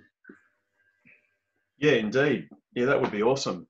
So Jürgen was giving a talk to the drivers 2 weeks ago, and he was right down to the finest details about cleaning the interior of your windscreen, all that stuff. That's all the 1%ers. Oh, absolutely, because you could imagine driving into the sun, so low sun or whatever, and if you haven't got perfect visibility, that's it. He was talking about all these little details you've got to to make the difference between hitting a carry tree and not hitting a carry tree. Yes, that's one thing I found with the that's one thing I found with the Model S, is that somehow at a certain angle it causes the glass to be frosty a bit. The windscreen or the top? The windscreen, the whole windscreen. Like at a certain time of day as well, it sort of makes it all like a bit. I think it's because of the special whatever material that they use in the front. Sort of like frosty. Yeah, a bit frosty. It's just a bit cloudy, sort of, and frosty, like dots and spots and stuff. Yeah. Oh, no, actually, Joseph, I think that's, and I've got it on my car really bad, and I've seen on Rob's car, it's pretty bad. The windscreen gets little micro pits, like little divots, that when you get the sun at the right angle, it just lights up, and it's exactly. It's like there's dust, lots of dust, but it's actually tiny little facets, because little rocks and even sand, gets kicked up by trucks and stuff. and it just pits the windscreen. Oh, I thought it's just. I thought it was the design of it, sort of. I don't know. I'm not sure. The other thing, I don't know if you noticed on the Model S that I get on my car, although I'm less whingy about it these days, is you get that double image at night time on headlights. And it's because you got laminated glass and the different angle. And you get that sort of ghost image, the ghosting. Yeah. And most people would probably see it. And I think Richard's looking for to see how clean his windscreen was. No, I actually had I had a chip about a year and a half, 2 years ago, and I'm just looking at it now and going, is that the chip or is that a new chip? Well, I'll give you a tip. If there's two of them, that could be a new one. Yeah, well, I'm trying to look for. yeah, could well be. I'm going. I'm looking for another one, but hoping I don't find it. I'm just dying to go. Yeah. You know, Richard, you always remember where you get your first stone chip from, but the ones after that you don't. It was coming back from York. Yeah, I remember the first one I got near Warramel Roadhouse. Oh yeah. I was just slowing down to pull into Warramel and a truck went past the other way, and then you get that clack. And I was like, oh, shit. So I got that one repaired, but I never bothered about the next ones. Well, I just didn't want it, going bigger and bigger and bigger, and then eventually it's all the way across the windscreen, which would be traumatic. My first one was going behind an electric Kona, of all things. Oh no. And you hear it because there's the ones you get away with where you hear the massive thump. Yeah. You think, oh god, that's going to be a big bullseye, and you see nothing. Yeah. And this one, I just heard it, and then I looked to my left, and there it was, and it's like, what can you do? Maybe because the bigger ones, there's more surface area, so the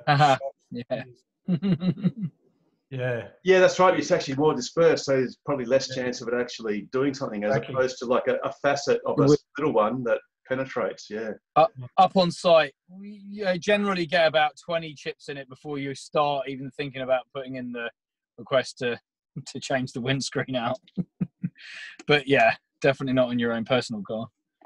That's right, because on site you'd just be having a requisition every day just to change out. Well, get ridiculous. But then you guys have got you got the clear film on the inside of the windscreens? I don't think so. I'm not sure. Because I've heard that like a lot of the Land Cruisers, they do that on the inside. So if you have a catastrophic failure, like a big Bundy or something, you don't get the glass coming in to the cabin as a safety measure. Yeah, okay. To protect the glass, it's just to protect the drivers. I don't think we do, but you might not realise because it's clear. So it could be just a pre-process they do when they first procure the cars. Yep. Hey Harold, on another topic, just what Rob was talking about before we got onto the windscreens. I was talking to Rob, and Rob mentioned it a couple of weeks ago. I thought it was a really great idea. Is with Jürgen, maybe we could organise some sort of a Tesla Owners Club meet on a track or somewhere where, because I remember going back about 20 years ago, I did a advanced driving course, and maybe something that Jürgen could run, that we could do some sort of a group meet. I know I'd definitely be interested in something like that. Yeah, cool. Well, as it turns out, the DTEC site, the RAC site at the airport, that was going to close, but now is effectively very much alive. So I don't know, Rob, I reckon that's probably an ideal place because they actually conduct, I don't know if they still do, but they used to conduct advanced driving courses there. Yeah, I did. That's where I did mine. Yeah, I've done skip. Yeah, cool. we could do that. We could do that after Targa West. So the last Targa West events are on October 23rd, 24th. That's the Perth one. So maybe in the first week of November we could do something. Yep. That would be good. The weather should be fairly reasonable. and Kim Ledger, who is Heath Ledger's dad. He now runs the place, and he's also very pro. Like he asked me whether I wanted to bring friends, to the track. Basically, as long as you're relatively quiet, but of course, electric vehicles are quiet. Yeah. So it just of course, there's a fee involved, but I mean, he's pretty happy to have people running around the track, basically. Wow. Is that at DTEC, Joseph? Yeah, that is now called driver risk management. Oh yes, it But is. it's Yes. DTEC. Yes. Mm-hmm. Yeah, cool. Awesome. Yeah, that's a good idea, Pete. We'll definitely escalate that and add that to our to-do list, Rob. And the good thing about the DTEC is that you don't have like barriers and stuff. Generally, there's nothing to hit. Yes. Although speaking of which, one time when it was pouring rain, I was in the iMEV and I turned traction control off, and we were going the opposite direction, and I hit the side of the thing, and I like did a 45-degree lean and came back down again. Whoa. And Murray Armenti, he was my mentor in performance driving and stuff. He was using his telekinetic skills, paperwork. But then the funny thing is there was a Holden Commodore that had an off into the bushes, and they had to get all the guys out in the rain because they had standing water, and they had to get all the guys and pull the Commodore out of the bushes, basically. Yeah. Well, Joseph, if you weren't in an EV, you probably would have rolled. Yeah. Yeah. Oh dear. Have you still got your iMEV? No, I sold it to what's his name, Paul Vianney. I mean, his Mrs. Leonie. Leonie's got it now. Cool. So you don't 227,000 kilometers. Whoa, that's awesome. And I've done 35,000 kilometers in the Tesla Model 3 now since January. Wow. January. Wow. So Joseph, you've recharged that iMEV 2,200 times. I don't know. At least. Well, that's 100 Ks per charge. So you've done more than 2,200 charges. Yep.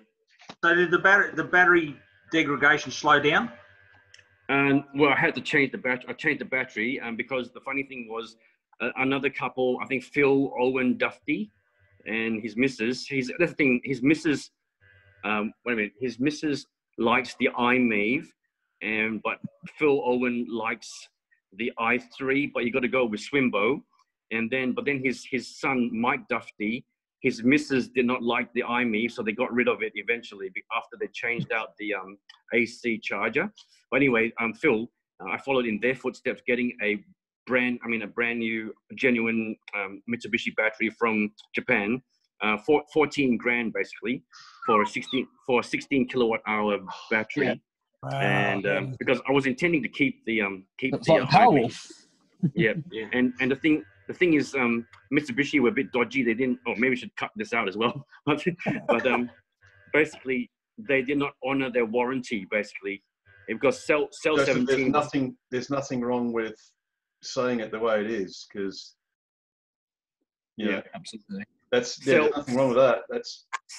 Cell 17 was dodgy, and then they just considered it as normal degradation, which is rubbish, basically. Yeah. And so because that couple and I were in the same boat, we just couldn't be bothered fighting with Mitsubishi, and so we just decided to keep our iMEVs, because it's just the iMEV is just so handy, it just fits anywhere, and especially at UWA. But of course, now with longer range, you don't have to worry about charging as much. But I mean, if you had a short range vehicle and you got a Leaf parked in the bay, you can just go up onto the pathway and just plug in there. And speaking of Leafs, there's two rants I've got. Apart from the abominable treatment that Nissan did to all the first generation Leaf owners, where they used them to pay for their learnings on how to manage a battery. And then, of course, the second generation Leaf, the current generation, is not thermally managed, which is just literally outrageous. So stupid. But the other thing that is a bit annoying at UWA with a Leaf is when you hook it up to the fast DC charger. What's its maximum charge rate, Joseph? Is it 10 kilowatts? No, I think it is 40. Well, I've not or seen 30. I've Maybe seen 30. a Leaf. I've seen a Leaf there for 20 minutes, absorb 4 kilowatt hours. Whoa.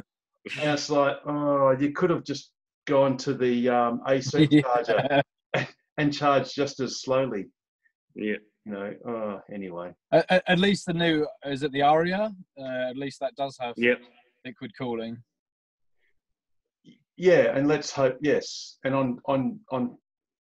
on their specs, it seems to be a reasonable car, but the new generation Leaf to be not properly managed is just outrageous. But like even the Renault Zoe, even though that doesn't have liquid management, it uses the air conditioning system to direct cooled air through. Like that's a genius, use of the aircon system. But yeah, just to have is just that's what the iMEV does on DC. It uses the air conditioning. Yeah, and the iMEV does it. I mean, come on. What a waste. Is that 2010, Joseph? 2011, because 2010 was the event when they released the iMEV in 2010. It was 60 grand, and then they chopped off $10,000 worth of equipment, like the car alarm was gone. The sat nav became a $2,000 option. Scuff plates were gone. The auto up and down on all windows became just auto down. And LED headlights went back to halogen. Then keyless entry went back to a key. And so, yeah. Cool.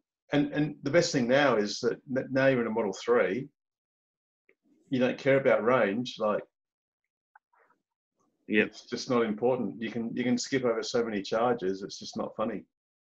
Although I was a bit concerned to get to Meriden, because I sort of like tried to show off to this ute on the way to Northam, but then I had to like eat humble pie to get from Northam, because this was during the coronavirus. I had to go like slower to get to Meriden. But then speaking of which, just recently, just last Saturday, I went to Kellerberrin for karaoke, and I charged at Northam, not because I had to necessarily, but we just stopped there for lunch. And then that was fully charged in 2 hours, I mean. And so then I got to Meriden, but then overnight it was fully charged to like 350, gasometer range. But then I drove back all the way back to Perth from Meriden, Yeah, cool. Northam's got the 20 amp. Yeah, 20 amp. Yeah. 20 amp. Yeah. Yes, because one of our other members got caught, him Model 3 owner, because he didn't have the 20 amp. Yeah. So, and I had put a PlugShare post, I think it was January this year, and I'd neglected to think about it being a 20 amp, because I had the adapter anyway. Yeah. And I just presumed there were 32s elsewhere, and I just plugged into the nearest socket and didn't really care. But so that's a little trap for young players is, check on PlugShare if it is actually 32 or 20 amps. Yeah. Although I think that's one of the rare places where it is 20. I think there's not that many around. Yeah.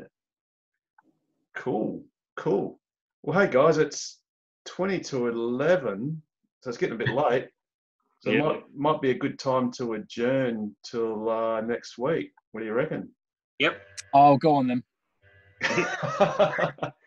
All righty. Well, hey guys, thanks for coming, and look forward to seeing you next week. Yeah, Thanks. next week. Take care. Take care, everyone. Always a pleasure, never a chore.